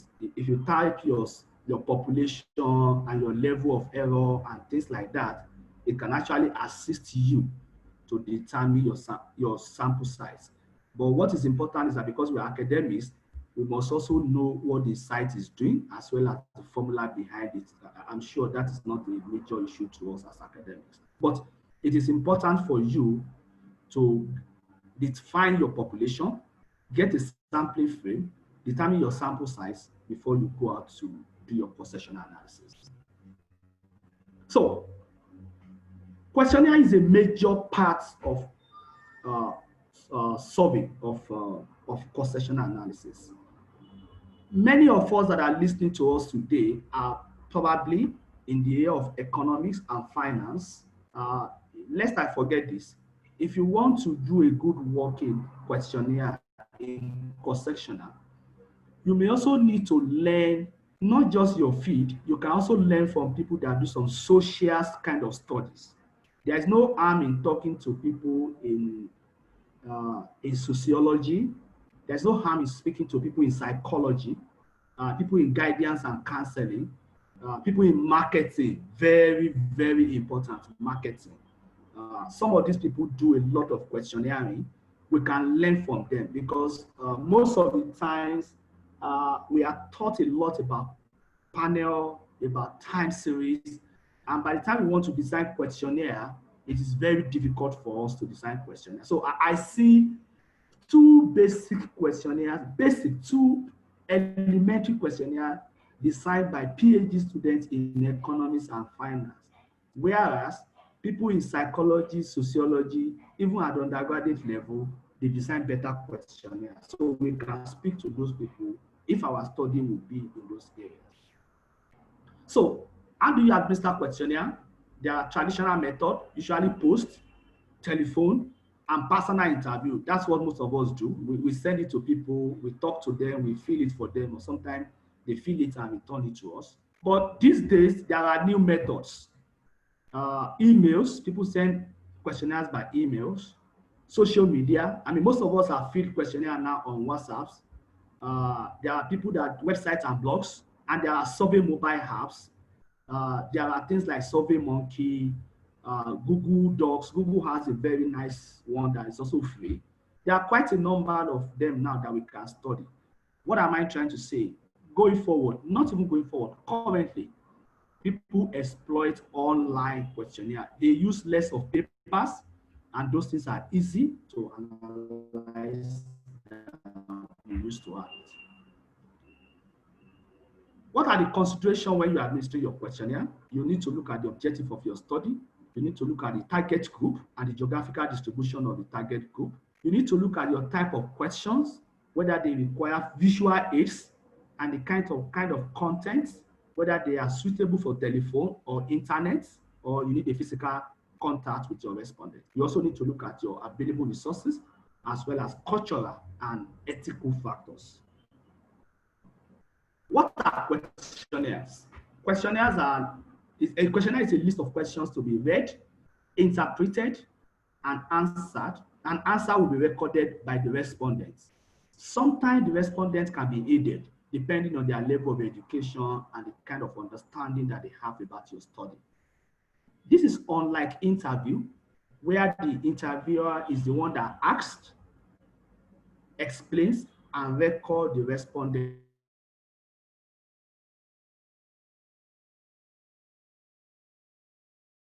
replies. People want to know, how do I design a good questionnaire? I tell people the first thing is the objective of your study. If you have 5 objectives, specific objective now, I will advise you can look at the issues in the objectives. Each objective will have themes or content or concepts, and then design questions around each of the concepts around the objectives. You must ask relevant questions that measure distinctively each concept or aspect of concepts that are central to the research that you are trying to conduct. Your question must be clear and unambiguous and need to be phrased. They need to be phrased with the level of measurement at the back of your mind. Don't forget this. I said this before. Level of measurement is very important. Let me mention why I said that. If you ask people, kindly indicate your monthly salary, and you allow them to write it by themselves, they can tell you their monthly salary is 1,000 naira or 10,000 or 1 million naira. Another person, if you say, what is your salary? This second question is worse than the first question because it has not indicated the time frame for the salary. A worse one is when somebody says, what is your income? If you want to ask somebody of his income, you need to specify monthly income, annual income. If you also want to do that for that, you need to even break it down because people get income from different sources. Because some may think that you are asking for their salary. And most of us spend more than our salaries. That means we have income from other sources. Rental income, interest income. People also, we can have transfers. We can sell property. We have income from different things apart from our salaries. So you need to be specific. But somebody may also ask, tick your level of income. And the person ranges less than 5,000, 5,001 to 20,000, 20,001 to 50,000, about 50,000. When you allow people to tick that way, you have allowed them to use ordinal level of measurement for you. At the end of the day, you may not be able to do mean and standard deviation. You may also not be able to use them in regression analysis later. So you have to be very careful the way you frame your question. You must have the level of measurement at the back of your mind. You need to design your question to get as many responses as possible that are usable and accurate. You need to ensure that respondents interpret the question the same way and they answer accurately. I do that with people. I ask them to read the same question, different people, and ask them what interpretation do they give to it. Many of them give me different interpretation. That means that question needs to be rephrased. Before you even write the first question, you need to get a very clear idea about what you want your questionnaire and questions to achieve. You need to write down your research goals and think about what information to elicit from respondents that will meet those goals. You also need to think about how you are going to analyze each question to get the results you need. I like some departments or some supervisors. They will ask you as a student or as a researcher, each of these questions, what do you want to do with it? What method of analysis do you want to use in analyzing each object? That way, you condition the researcher to tell you how he wants to go about it. You need to eliminate unnecessary line of question at the planning stage, and you need to keep your questionnaires very simple. Your questions can be open-end or closed-end. Your open-end questions allow the respondent to use their own words. For instance, you can ask them, what do you think are the main causes of bank failure in Nigeria? They will write it for you. You can also, you would have determined the causes of bank failure by yourself. You then ask them, please, which of these do you think is a cause or is the major cause of bank failure in Nigeria? Then they can tick. Each has its advantage and disadvantage. When you allow people to write, they will write, you get good and quality information from them. They are released. You are not conditioning them. The problem is they can also write anything for you, and it can make your analysis very difficult. The other one, if you already tell them the options to tick, that is very good for you. It is easier analyzed for you. Very good. You can analyze, you can use more statistical analysis, is very good for you. You can even link your work more with the literature. That is very useful. But what is the downside?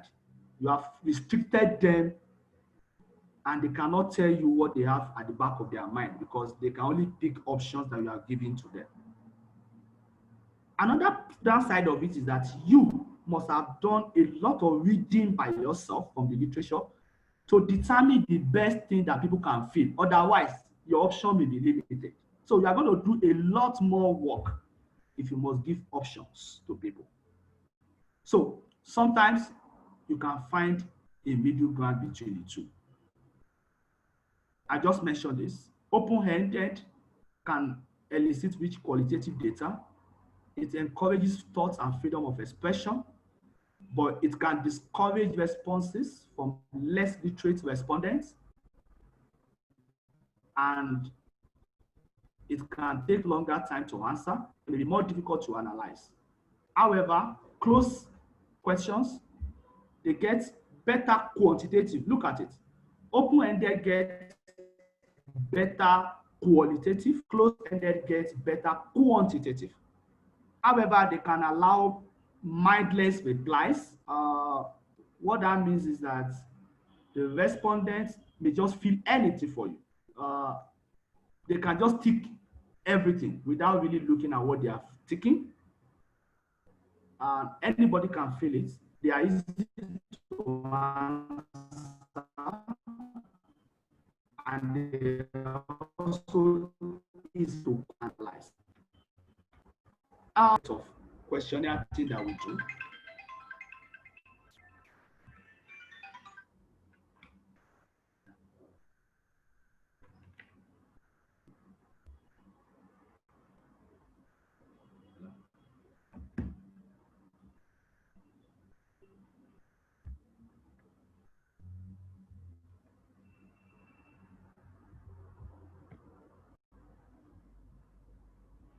I think, sorry, do I have issue with microphone, I guess? We are hearing you, Doctor. We are hearing you. You can proceed. I think okay, so, it's sorry, timing. I just, okay, it's the time. So because I just saw that, I thought microphone. Thank you. So I'll go very quickly. Thank you. Okay, so it's very important. Attitudinal scale questions, I will round off in a few minutes. Attitudinal case questions are questions that we see that are on strongly agree, undecided, disagree, strongly disagree. I just want to sound a point of note or warning to many of us. Let us be careful around this kind of question framing. Let us learn more from people in education, in psychology, in guidance and counseling, in marketing, in the use of these questions. I've seen a lot of people using them and they think that they are catch-all kind of question. They just ask people, do you think that this thing, to what extent do you think that money supply affects inflation in Nigeria? High, low, not affected, blah, blah, blah kind of thing. That doesn't mean that you have done any study. They are often used as attitudinal scales to get a summated scale of something that is unobserved. So if you can observe the variable, you may not actually use them. They are used to measure psychological properties, the predisposition of people, inclination, belief, some of the perceptions and things like that. And more often than not, they are standardized way of doing them. So when we want to use them, we can speak to experts so that we don't just start abusing them the way I see it everywhere. In the slide, I have ways of asking questions. there are different types of asking questions. Let me also make kind of a slide of these two slides that I'm skipping over.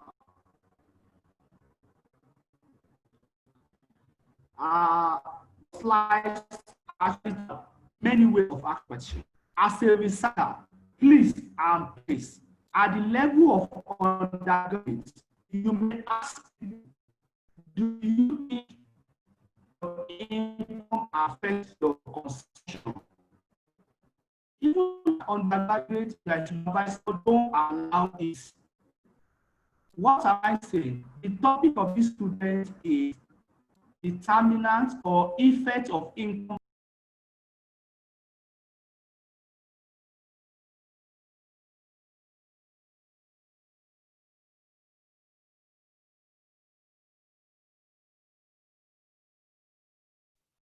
Has it logged out?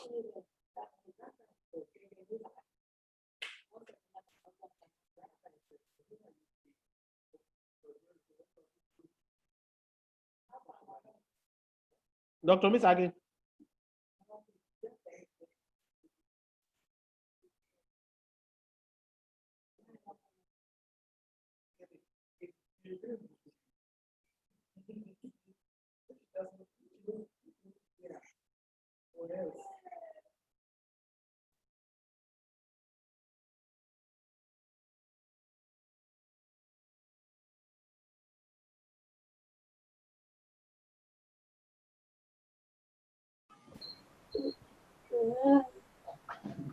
Misaki, it's like he has logged out. Say, can you?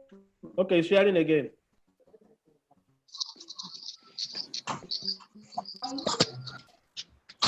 Okay, so you can hear me. Sorry, I was can you hear me?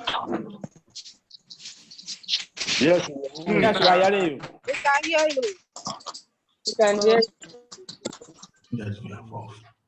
Go ahead. Kid, we hear you now. Hello.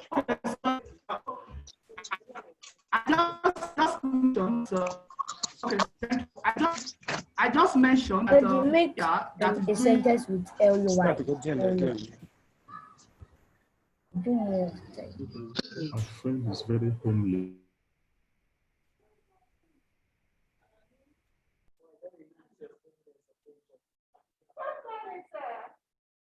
How now? Okay, so thank you. He has unmuted me.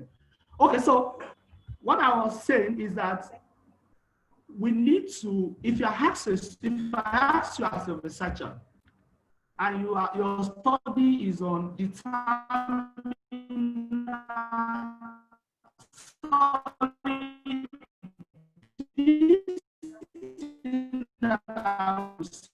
I see 90% of studies. And please don't say it affects almost everybody that I'm saying, even at PhD level. The work is determinant of consumption. And you want to know whether income is a determinant of consumption. We all know income is a determinant of consumption, whether we use absolute income, permanent income, relative income, whatever income hypothesis we are using. So, a student is asking a question, or a researcher, does your income, the best is for you to ask for their level of income in one side of the questionnaire, and in another part of the questionnaire, ask for their consumption profile. That way, on your own, you relate consumption income together. Now, ask the respondent to relate issues for you by how do you maximize response to the questionnaire as short and succinct as possible? You can offer incentive if appropriate. Be creative, make your questionnaire colorful, make it convenient. Who are you questioning? Do they have sufficient reading and writing skills? If they don't, how do you ask them? What resources you have? Time, cost, fatigue. Are you asking them to relate with you or to tell you about the past? How many years can people really remember? If you ask them what happened last year, 2 years ago, 5 years ago, be careful. Question may not be the best to actually look at history. if you are not just doing any kind of study. In your questionnaire, state who you are, apply the purpose of which the survey is meant for. Explain how the answers are treated with confidentiality and anonymity. Provide clear respondent that is very useful. Then tell them they're going to return the questionnaire. Otherwise, you may have an issue. Test the questionnaire before you administer it fully. Pilot test is very important. You can typos. You may be able to check the other research assistants. But when you are piloting, it's better you do it by yourself so that you know the issue with your work. You have to do some reliability and validity tests on your questionnaires. Otherwise, you may just administer what is not valid or what is not reliable. In the slide that I'm going to share, we try to define what validity is, a method of doing validity, what reliability is, a method of doing reliability. Some people come from economics and finance area. They've not done a Leica summit test case. They want to do reliability. They want to use Combatch Alpha or Kuda Richardson and things like that. But you tell them that it's not possible. But the supervisor will say, go and do it. Please learn as much as you can so that you can design good questionnaire. When you do your questionnaire very well, you are going to analyze your data. Most times, questionnaire analysis can be qualitative or quantitative. And quantitative analysis, which is the one that we are more interested in giving our expertise, they assist you to quantify variation in phenomenon, situation, problem, and the information that you gather, they can be used in quantitative analysis. And most of the times, you are going to be doing descriptive analysis, which can be how do you measure central tendencies, how do you do frequencies, percentages, and how do you do variability, which oftentimes can be correct observation, standard deviation, and the rest. You also go ahead in testing hypothesis most times. What you will do largely, they fall into about 3 ways. They can be more. They can be correlation analysis. You are going to be doing tests of differences, which oftentimes can be t-test or analysis of variance, depending on whether the group you are testing is 2 or more than 2 in the case of analysis of variance. And sometimes you are going to be doing tests of impact or effects, which will now take it to something like regression analysis. The regression analysis that you have been taught today, part of them can be applied, at least the OLS, the basic GLS, they can be applied to cross-sectional data to test hypothesis, and they can actually give you good results.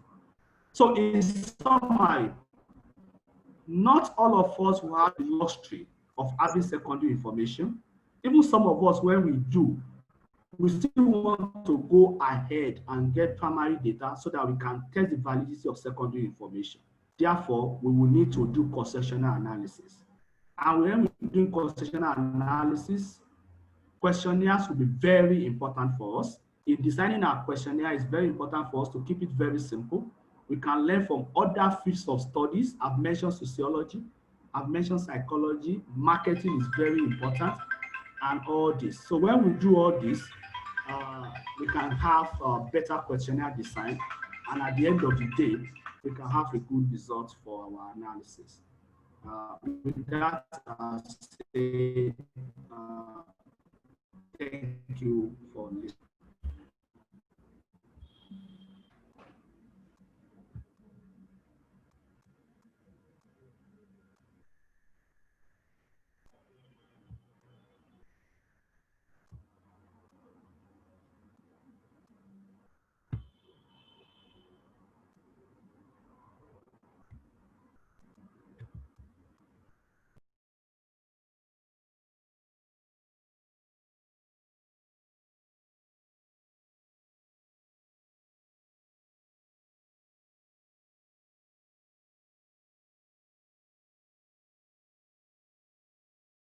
Hello. I want to unmute everybody so that we can start. Hello, please. I want to mute everybody so we can start the discussion time. Sorry, I'm trying to locate.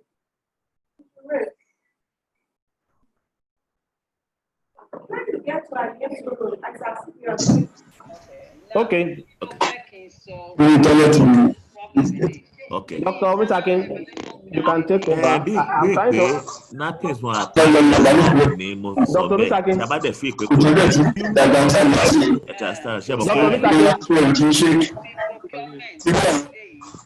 Can you mute? I will mute everybody, but I want to know where you are first. Yes, I'm okay. Yes. Okay, that's fine. I'm good with it. I don't just want them to come back to say we didn't share the plan with them. Okay. Unmute yourself that you can talk. Yes. Can you hear me now? Yeah.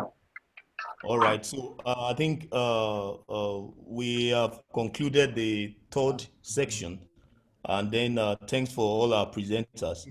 We'll quickly manage the this session of question and answer. We have already seen some of the questions coming out already, and then we know that some of us will also have something to ask.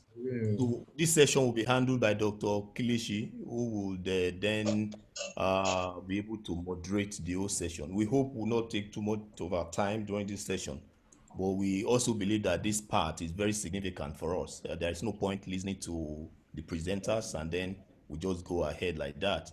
So please, any questions you have, any idea or comment at all, please, let's have your comments. You can put it in the chat, or when doctor comes on board, he can then call on you directly to ask the question. Thank you. Dr. Kish, are you ready? Okay, I'm ready now. Okay, please go ahead. Thank you. It's okay, thank you. I first want to thank our presenters, starting from Professor Bright, Professor Inola, Dr. Tosi, and Dr. Afo. We thank everybody for the presentation.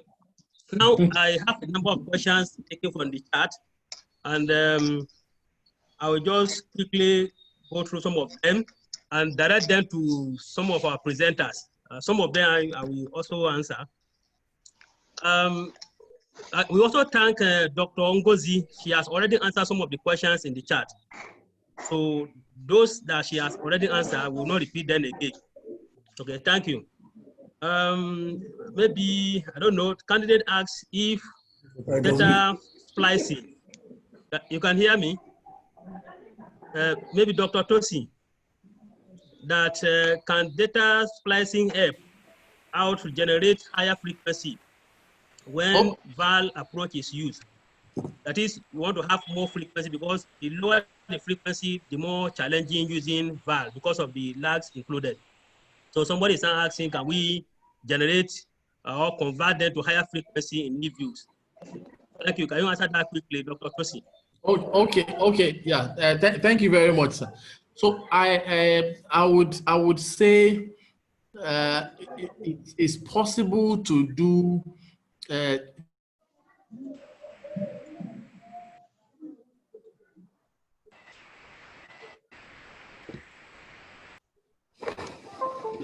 You can't hear me again. Hello, Dr. Tosi.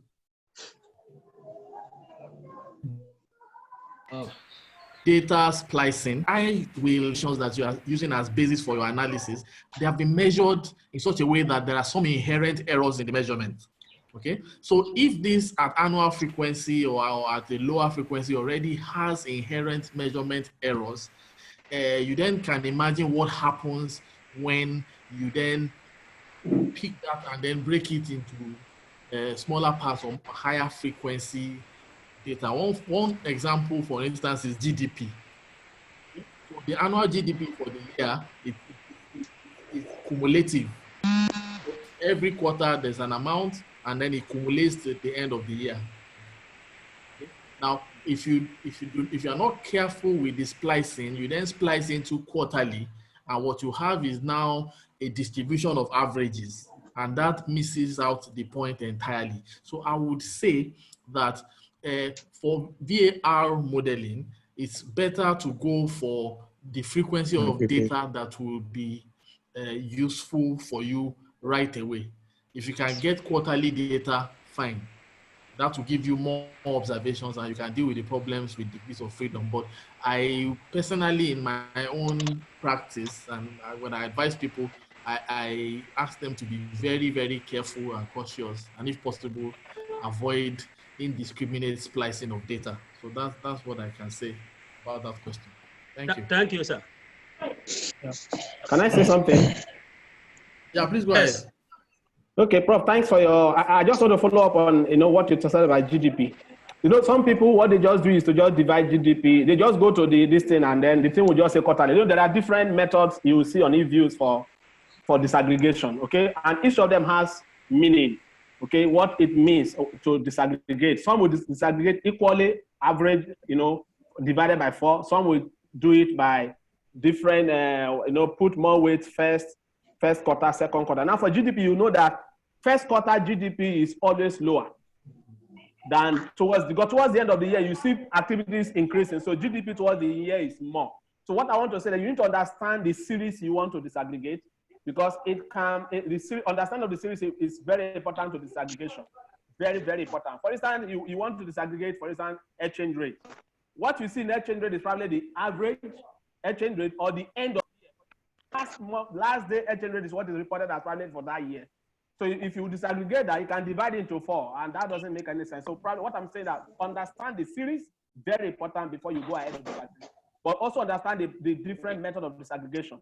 Okay, cumulative sum, so they are there. So when you know them, then it tells you based on your understanding of the series, you're able to do the disaggregation. But like I said, disaggregation has issues. You have serial correlation issues, especially when you are dealing with your VAR. VAR is having so many issues. So please take note of that. So whether it's a flow variable, it's a stock variable, it's very important to inform you of the kind of disaggregation that you need. Thank you.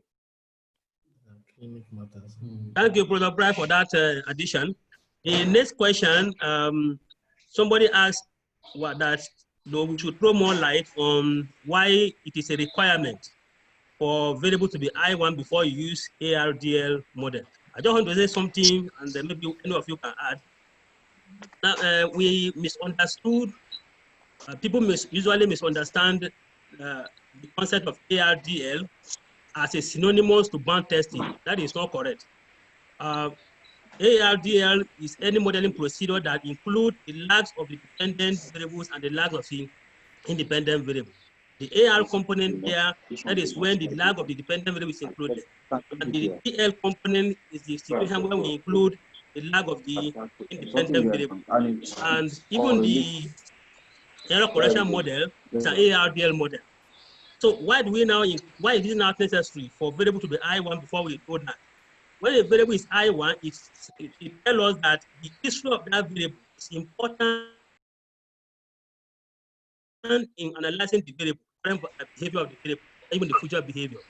So therefore, we need to capture the history of the variable. How do we capture the history? By bringing the lag. And that is why when the variable is I1 series, then we go into ARDL modeling procedure. This is small thing I want to say. Our professors can add. Thank you. I don't know who want to add this. You have said everything. You have said everything, but the truth also is this. What the person is asking a question more, that the dependent variable must be I1 or I0. The truth is that because you have a combination of I1 and I0 in ARDL, which is the bond testing approach that the person is consigning. Okay. Now the truth is that your dependent variable for your ARDL bond testing process must be I1. If you look at it, if you download the theory behind the ARDL bond testing, it is the dependent variable as a I1 against a combination of I1, I0. If your dependent variable is first difference, which is I0, which is your level variable, it becomes extremely difficult for you to, that derivation of the band testing process cannot go, which I cannot go into details now. But let them download the original paper. The theory is that your dependent variable must be I1 to use ARDL bond testing approach. It must not be I0. Okay, thank you, Professor Bright. There's a question on which method is best in analyzing effect of policy change, such as the adoption of IFRS I don't know if Dr. Afo is around, or we want to answer that question. Dr. Afo, is it there? Is it there? Yes, it will help us on that. Okay, yes, I'm around. You can hear me. Okay, yes. so I think I think we've said this before. There are so many things that a researcher can use. The first thing that a researcher wants to consider is that a study is not done in isolation. Who has done it before? What method did they use? That's the first thing that you have to do, right? I think that is taken. So I will mention one or two things now, but the fact that I'm mentioning them doesn't mean that, when you check literature, you are going to see them in the literature, but it also depends on the kind of study you are doing. So if somebody is interested in the adoption of the new IFRS, right? IFRS, so which was for most of the banks in Nigeria, they probably do in 2012, between 2012 and 2013, 2014. Some manufacturing companies delay up to 2014.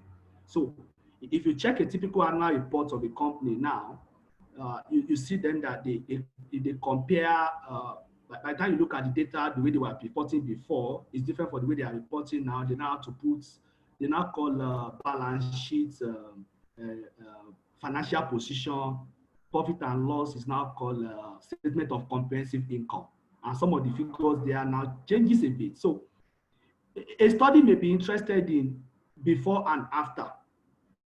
So it depends on what your objective is. So somebody is interested in has it changed performance of companies? So he wants to know before and after. If you want to do a before and after, it also depends on, do you want to do a cross-sectional study? That means you are just picking several companies for a particular year, or you want to do a time series study, you are picking a particular company for many years, or it also depends on a panel study, you are picking several companies, maybe all banks, maybe 14 banks are listed on the stock exchange, and you have access to their information because they are public companies, and you want to now test that over many years. So before and after, somebody may say, okay, a regression can introduce a dummy. But as you all know, a dummy can also capture other things apart from the IFRS that you want to do.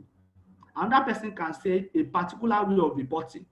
I think there is something they call a gray index or something that I've seen before, where they compute something with the old way and a new way, and then look at the impact, how that has changed. There is a way they were computing profit before, there's a way they are now computing profit. But if you check the literature, I've seen people that have done that before. They just try to see, but that one, they can only do it for 1 year because they will be able to compute for 2012 using the old way, we're using the gap, then 2012 again using the IFRS and compare. So there are so many, but check the literature for anything is possible depending on the kind of data that you want to use. Thank you. Thank you, also Olabi. Now the next question has to do with panel data. Maybe Professor Bryce will stand by. Somebody asks, when do we use panel corrected standard error? Maybe you can also take that along with another question where the candidate was asking, which test do we use to choose between PMG and MG? Thank you, Professor Bright. Okay, I'll answer the first one. Okay. Like as I was presenting, I made us understand that when you have panel data, you can come across problem of heteroscedasticity. Just like when in time series, you can come across heteroscedasticity. In time series, when you have heteroscedasticity, that is the reason why we go into what we call the volatility model, because it means that there is fluctuation around that time series. Because you don't expect time series, which is a series for a country to have heteroscedasticity. It's not supposed to be. But when you have across countries or firms, heteroscedasticity is possible because there are differences across them, okay? So in time series, that's why we do the GAC and the ARC model. Now, for cross-sectional, when there is heteroscedasticity, you can correct that by what you call the panel correction standard error. So the panel correction standard error is actually a test, it's an estimation technique that helps you to correct your panel that has heteroscedasticity. So when you have heteroscedasticity in your panel, you can use that. So what it does is just the normal concept of robust standard error. because when there is heteroscedasticity, what you have is that you have overestimated variances. So your standard errors are too high and your t-test will be too low. So you can correct that by what you call the panel correction standard error, which boosts your standard errors, which is the robust standard error. The second question is, when can we use the pool mean group, the mean group, and all of that? I started by saying that I can group them into two. The mean group, the pool mean group, and the dynamic feast effect. They can only be used when you don't have cross-sectional dependence. But when you have cross-sectional dependence in your panel, you cannot use the three of them. You can only use your augmented mean group. Okay? Now, how do you select between mean group, mean group, and dynamic feast effect? The assumption is that there is homogeneity, in your coefficient. Okay? In your long coefficient, which we call homogeneity, meaning that because the mean group concept is that you have like 10 countries, so you can estimate and it will give you result for each country.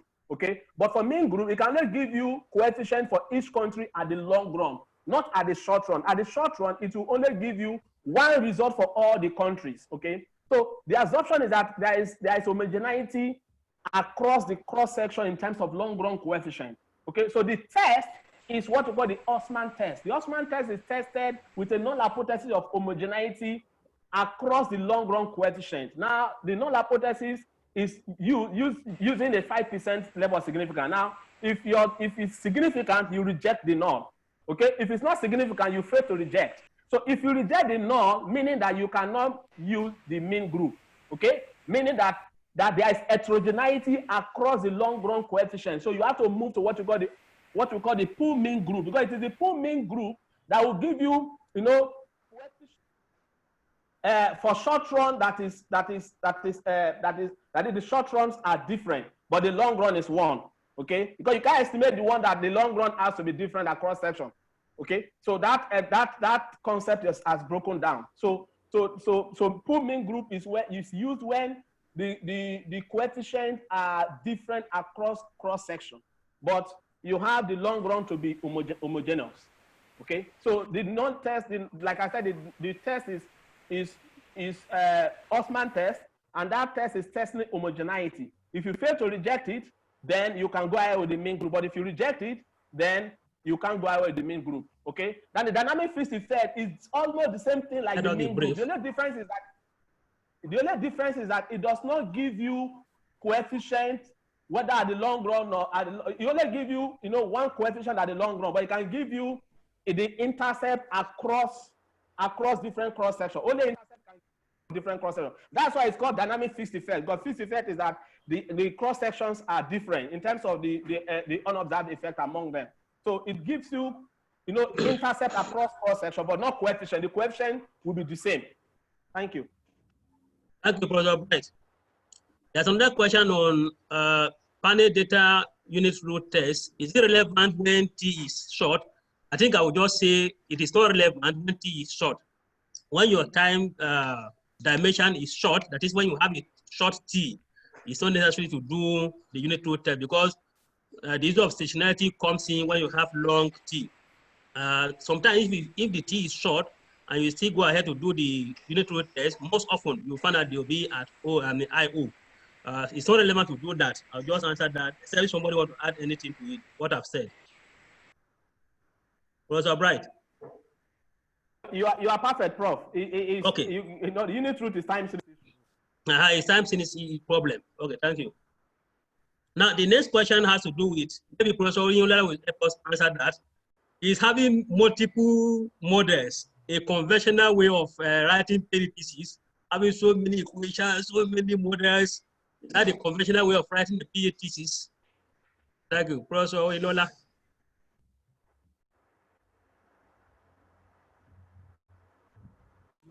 Yes, I didn't get the question, please. Okay, that having multiple models, that is many models in your thesis, is that the conventional way of writing PhD thesis? That is having many equations, I have 100 equations, I have, and many models in your thesis. Is that the conventional way of writing thesis, PhD thesis? Okay, having so many models in the thesis. Yeah. I think it depends on the institution. because we know we have a number of institutions where they have 3 essays, even though they try to talk around an issue, but across 3 essays. And each essay will have its own model in a way. Still talking about the theme, okay? But in that kind of case, you may have 3 models.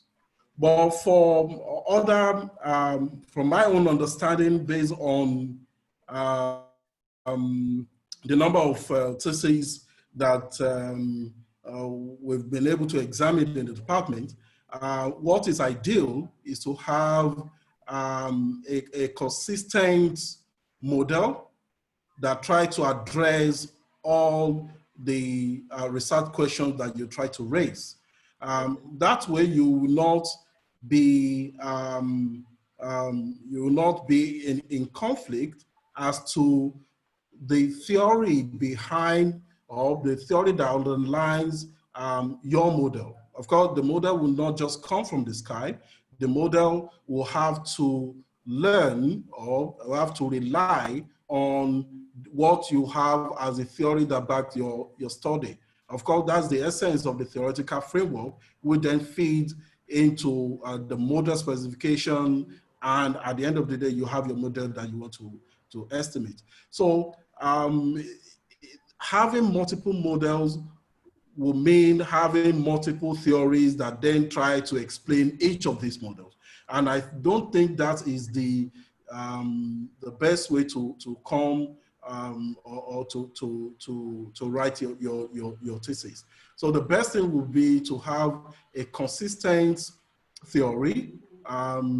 We then try to explain your model, and then the model would then try to solve your research question. That's my understanding of that question. Thank you, sir. I think you have answered it. But PhD students should also note that if your thesis is too broad, the scope, if it's too broad, it's difficult to handle. It has to be broad, but not too broad beyond what we can manage. It must be broad and manageable. If you become unmanageable, then it becomes the problem. There's another question on if variables are I1 but co-integrated, can we use OLS method to obtain the long-run estimate? I'll say just something, and somebody can add that if variables are I1 and you are using them at that level, the result will be problematic.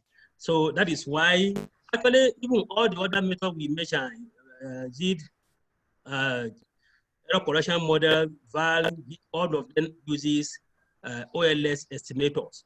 However, they will have converted the series by differencing them because the variables have to enter to the estimation model at that, order of integration. If a variable is IO, then it will enter the model as IO. But if a variable is I1 and you are now estimating IO series, then there's a problem there. So using them at their level can be problematic. I think using OLS at the level, the question of using OLS doesn't arise. I think what we need to understand is using them at their level. That is what is the problem. If you have I1 series and you are using the level value to do your estimation, that's where the problem is. It's not the use of OLS that is the problem. I think somebody else can add to what I have said. Thank you. Professor Afo. Yeah, I think, okay, am I audible? Yes. Okay, yes. Yes. I agree with you. I agree with you 100%. Maybe 101%. The only thing I don't know whether the person is also referring to something. You know, okay. Sometimes when people want to do a Gugranja 2-stage,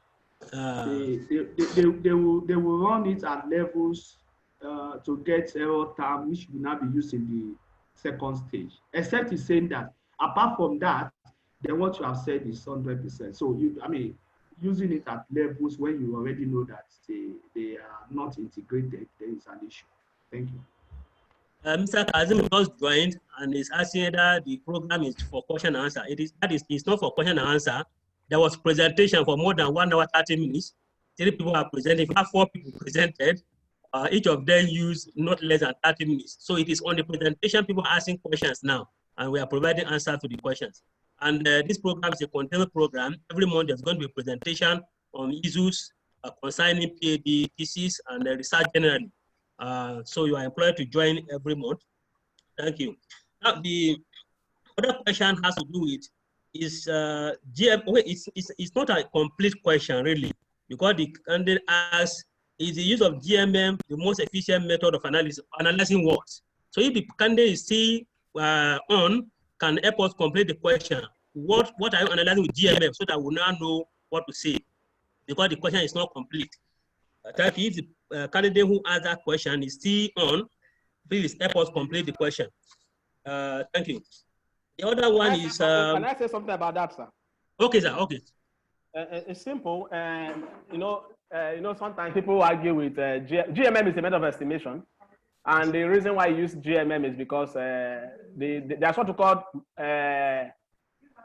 moment conditions. Moment conditions are, for example, when you say expectation of E1 is equal to 0, expectation of E, depending on the number of variables you have in the model, those are moment conditions. When they are more than the number of variables, then parameters, you make use of the GMM concept, whether in time series or this thing. Now, so that is the case you use GMM, okay? Now, in panel data, GMM is the concept introduced by Arellano and Bond. Okay, they introduced it because they found out that the instrumental variable technique by Isiayo and Anderson was limited because they only make use of the second lag and the third lag as instrument. And they came up with what we call the first difference instrument. Okay, so that is the concept. No, however, when you have issues about correlation among your residuals, okay, and then you have a large what we call asymptotic kind of a thing. Asymptotic means that your series you have a time series that is very long. Okay. So under that case, and you have a combination of heteroscedasticity and serial correlation, then there's what we call the feasible GLS. And now what the feasible GLS does is that you don't have you have an unknown common correlated effect, and when that happens, you use the feasible GLS. What the feasible GLS does is to help you to get the value for that correlated correlated effect value, because the error term in terms of the variance is unknown. So they can help you to estimate that and then use that to factor into the estimation to then now do your transform the model and then estimate your equation. So that is the concept of feasible GLS. And then no, that's not okay. Was asking GMM. Okay, so GMM is, like I said, is actually, yes, it's actually in the context of that. Okay, but there's also what we call the system GMM, which now go a step further to look for more instruments. Okay, to increase or to go a step further on the one introduced by Arellano and Bond. Okay, so that is basically the difference. The system GMM makes use of more instruments, but in that case, it used both the first different model and that of the level equipment. Use those two as a system to now estimate your model for you. Besides that, I don't think any other thing is there in GMM use. Thank you. Thank you, Professor Bright. Yes, actually, as you said, GMM is in the family of instrumental variable estimators, and GMM also use instrument, but the internal instrument, you are not required to provide instrument in terms of GMM. Now, the next question has to do with the best research design when both descriptive and inferential statistics are required. Whatever research design you are using or whatever analysis you are doing, either time series, panel data, or cross-sectional data, it is important to start with descriptive statistics before going to your inferential statistics. So it doesn't matter which kind of design you are using. Descriptive statistics are interesting, both in the time series, panel data, and cross-sectional data analysis. I don't think we should spend much time on that. In both analysis or in all the kind of analysis we do, we always do both descriptive statistics and inferential statistics. You don't just jump to your regression. You have to do the descriptive statistics first before going to the regression. It's like Professor Brian wants to say something. Okay, I don't know whether Dr. Afolabi can say something. Okay. Or else I would have added something also. Dr. Afo. Maybe he has gone. No? Okay, this is what I want to add. Okay. The difference between descriptive analysis and inferential analysis, if that's what the person means, and I agree with what you have said, I agree with you 100%, is that when you have, when you have objectives, and those objectives are describing just one concept, you are not linking two concepts together. You are just, the objective is just to give us a proper understanding about one issue. Maybe GDP, you are not linking GDP with inflation. You are not linking two concepts together. You are not interested in their association, or you are not interested in their correlation. You are not interested in their impact between one and Omo, please mute yourself. Omo, please mute yourself. Okay. So I was saying that, so if the interest is one, you are trying to, the objective is to describe one thing, one concept, not combining two concepts. Because when you combine two concepts, you want to know their effect or their impact or their relationship in terms of association or correlation. Okay? If it's just to describe one, that is your objective. Discrete statistics is what you are going to use. But if the objective is to look at the link between two concepts or three concepts together, then discrete statistics cannot be used. It's differential statistics. Now that takes me to even the issue of, sometimes you see people that have set up hypotheses, and they set hypotheses on an objective that should be analyzed with discrete statistics. Your hypotheses are only used when you use differential statistics to analyze an objective. That means you are linking two things. You want to know that whether there's correlation, association, or impact. But you want to know the degree of impact. Is it significant or not? Because it can be positive impact and it might not be significant. That's when you now set. So hypotheses are only used, or you set hypotheses for objective that you are going to use differential statistics. You don't set hypotheses for an objective that you want to use discrete statistics for. And there are many of them. You can Google the different types of differential statistics. Like Afolabi has said so many things about that. Thank you. Thank you, Professor Bright. As you said, the objective determines the kind of techniques you use in your analysis. So now the next question has to do with the standard number of countries. If somebody is doing a study in a particular region, like West Africa, Africa, or Europe, or whatever, I think the minimum number of cross-sectional units when you are doing analysis is just 2. But the more the sample size, the better. That's the rule in statistics. So if you have data for all the West African countries, I don't see any reason why you choose some and leave others, except there's no data for others. So the more the data, the better for you. Afo, maybe you should say something here, Dr. Afolabi. Okay, I think you are right, sir. When I also saw that question, I said there are 2 things, or 3, you said it. What is your study about? Is your study about of those countries? So if you want to study West African countries, and that is your study, and data is available, then there's no point in dropping any country. Yes, sir.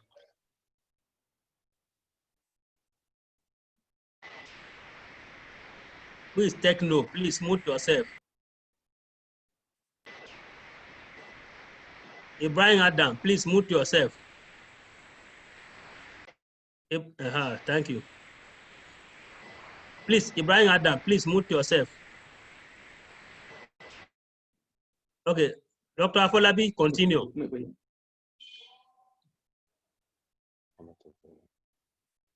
Dr. Afolabi, Rosa Bright. It's like a... Dr. Afolabi has disappeared.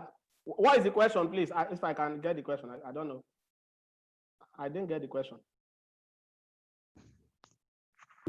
Okay. Prof, are you gone also? Professor Kilishi? Sorry, up you heard me. They didn't hear you very well. Repeat yourself, sir. Okay, so what I said was, I said, Dr. Kilishi, okay. Dr. Kilishi, I said, I agree with what Dr. Kilishi said, that when I saw that question based on those countries, there's no point in dropping them.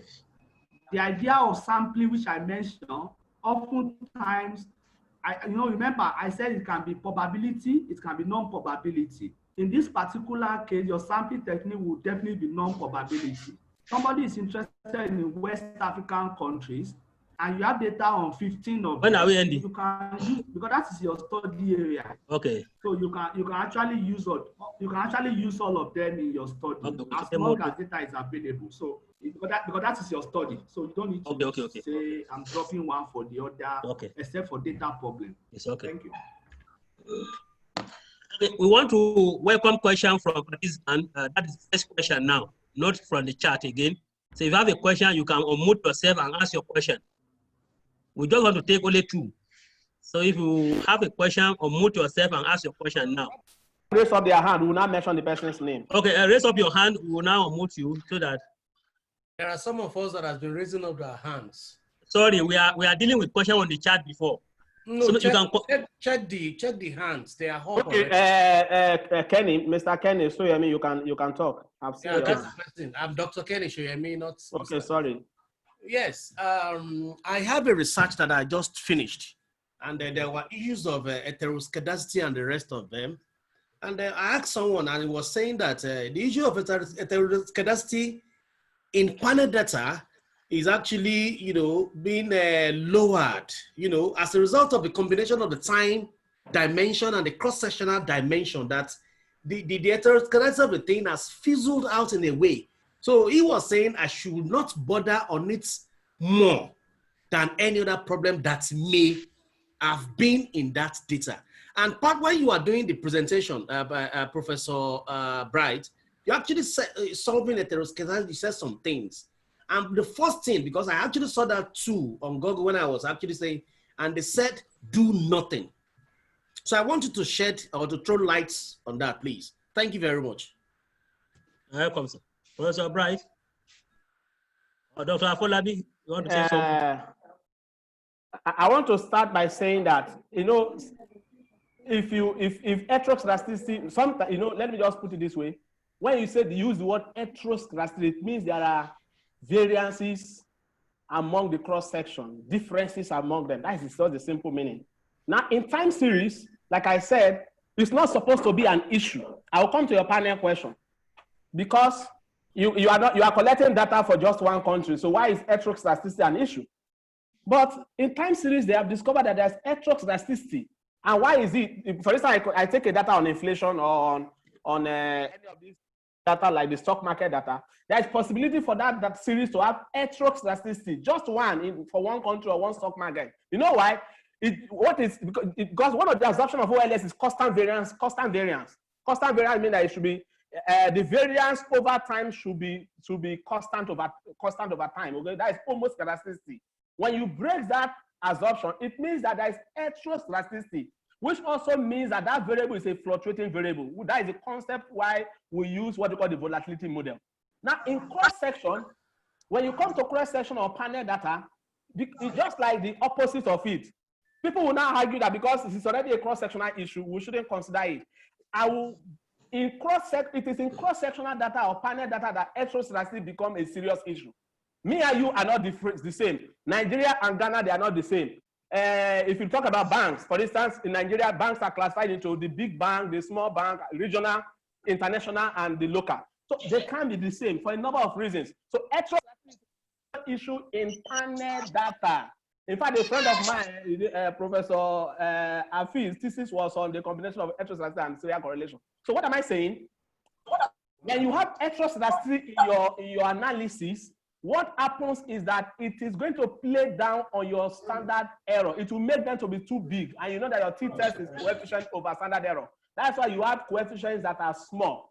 I mean, t-statistics that are very small. So one of the simple ways to stop, please, let's mute ourselves if we are not talking. So one of the simple ways to solve that problem is what I explain as what I call the panel correction for standard error. I don't know the software you are using, but if you are using, for instance, a Criterial has those kind of tests, or you are using a Starter has a code where you just, you put the code and it estimates another regression for you, correcting heteroscedasticity for you. And most times, it's a GLS kind of analysis.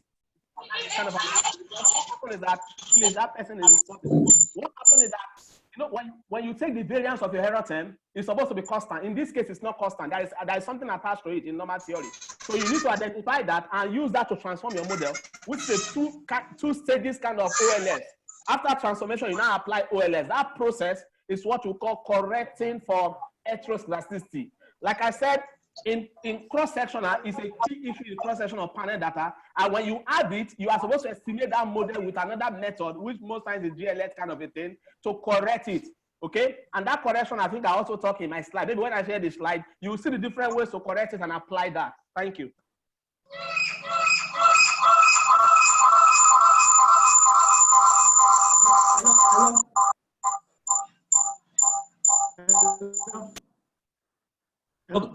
Yes, Professor Afolabi, you want to say something?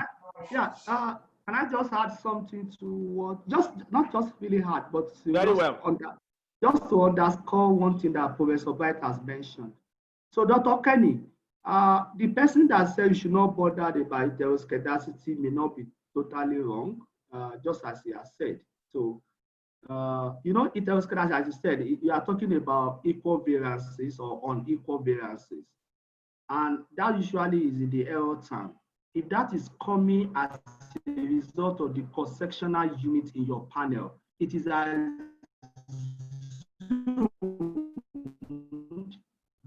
it will be solved as a result of several things that the panel estimation would do. For instance, whether you do least square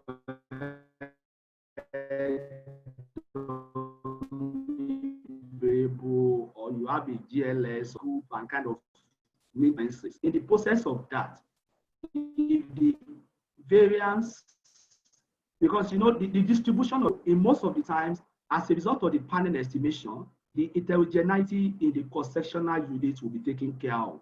But that still doesn't mean that there may not be heterogeneity in the error term, because there may be other reasons why it is there.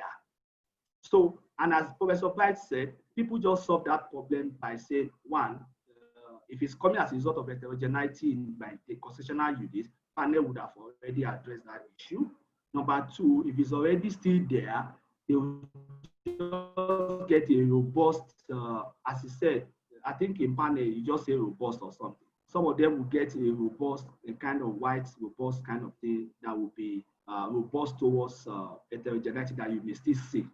So it may not really be very, it's a big issue to consider, but there are many ways of solving that problems in most standard statistical packages without really causing much problem for the researcher. Thank you.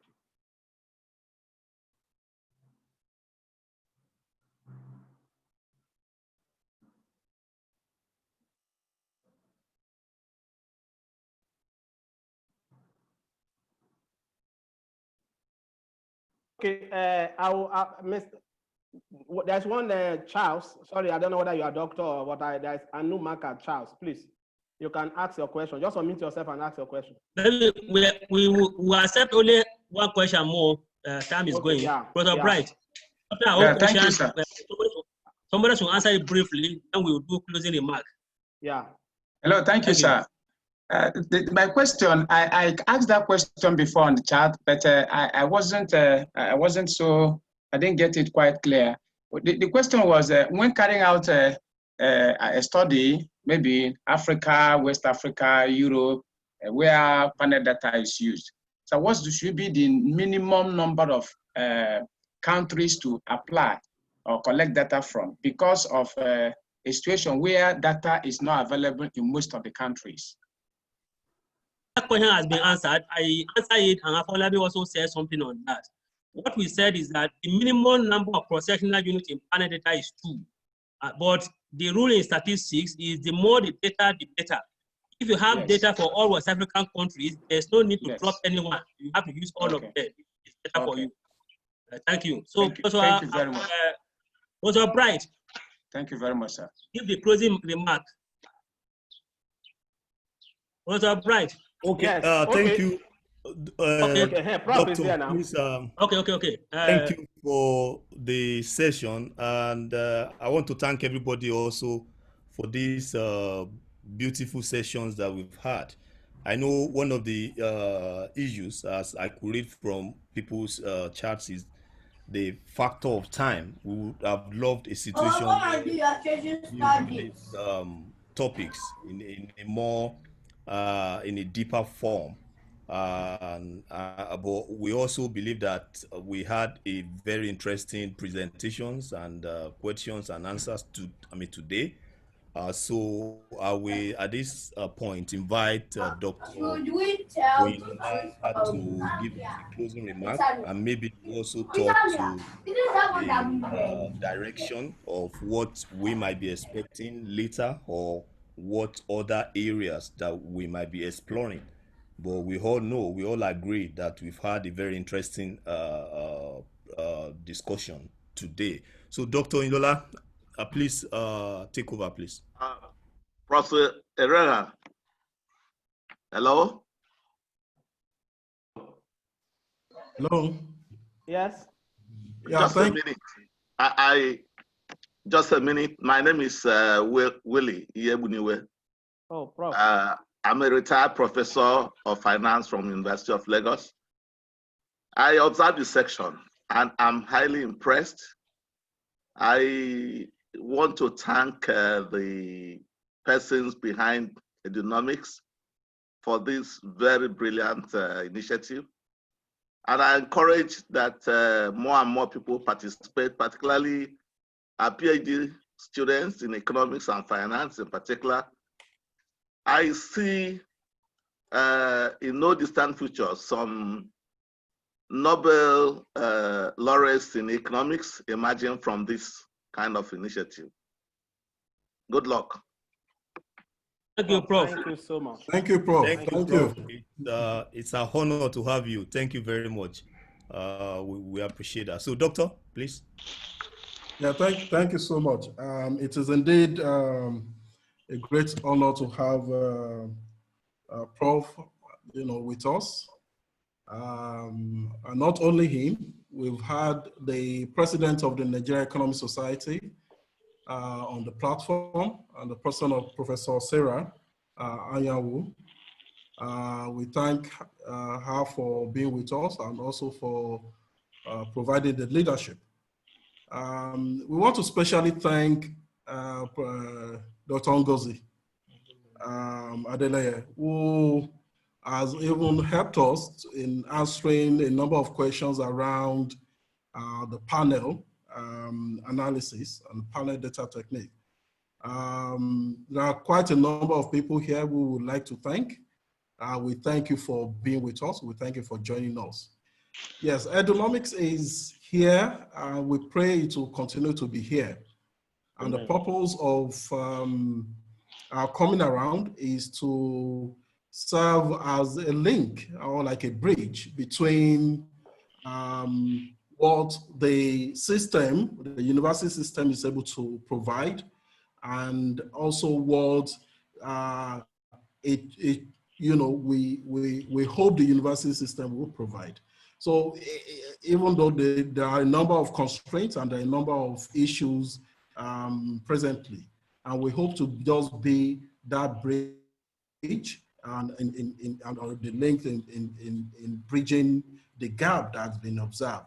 There are quite a number observed, as Professor Iyebuniwe has mentioned. So we hope we'll continue to do that job. We want to also thank Dr. Clement Godaro for being with us. Professor Dauda, I think I saw a number of times some minutes ago. Professor Philip Alege, we thank you for being with us. Dr. Akishola, Dr. Ahmed Ada. We also want to thank Professor Wakil Ishola. Thank you for being with us. We thank you so much. Dr. Ihejirika Peters, thank you. And quite a number of people that we can't really mention, but we've been able to identify a number of people too. We thank everyone for joining us today, and we hope in due course we will send the message out there on how or what we have for the rest of the year. We hope to also address a number of things or a number of issues as regards abstract writing, as regards even defense, oral defense. We also hope to address issues regarding presentations and how you also comport yourself at the time of seminar presentation. So we have a whole lot to cover, and we just hope you also be here with us and also join us in moving things and also making the necessary impact at this time in time. Thank you so much. We thank you all for being with us. And I also want to thank Dr. Mishakin for managing this forum.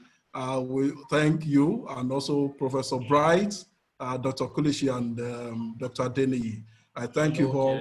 And also, of course, not forgetting Professor Olowokere for bringing in the industry aspect into this discussion.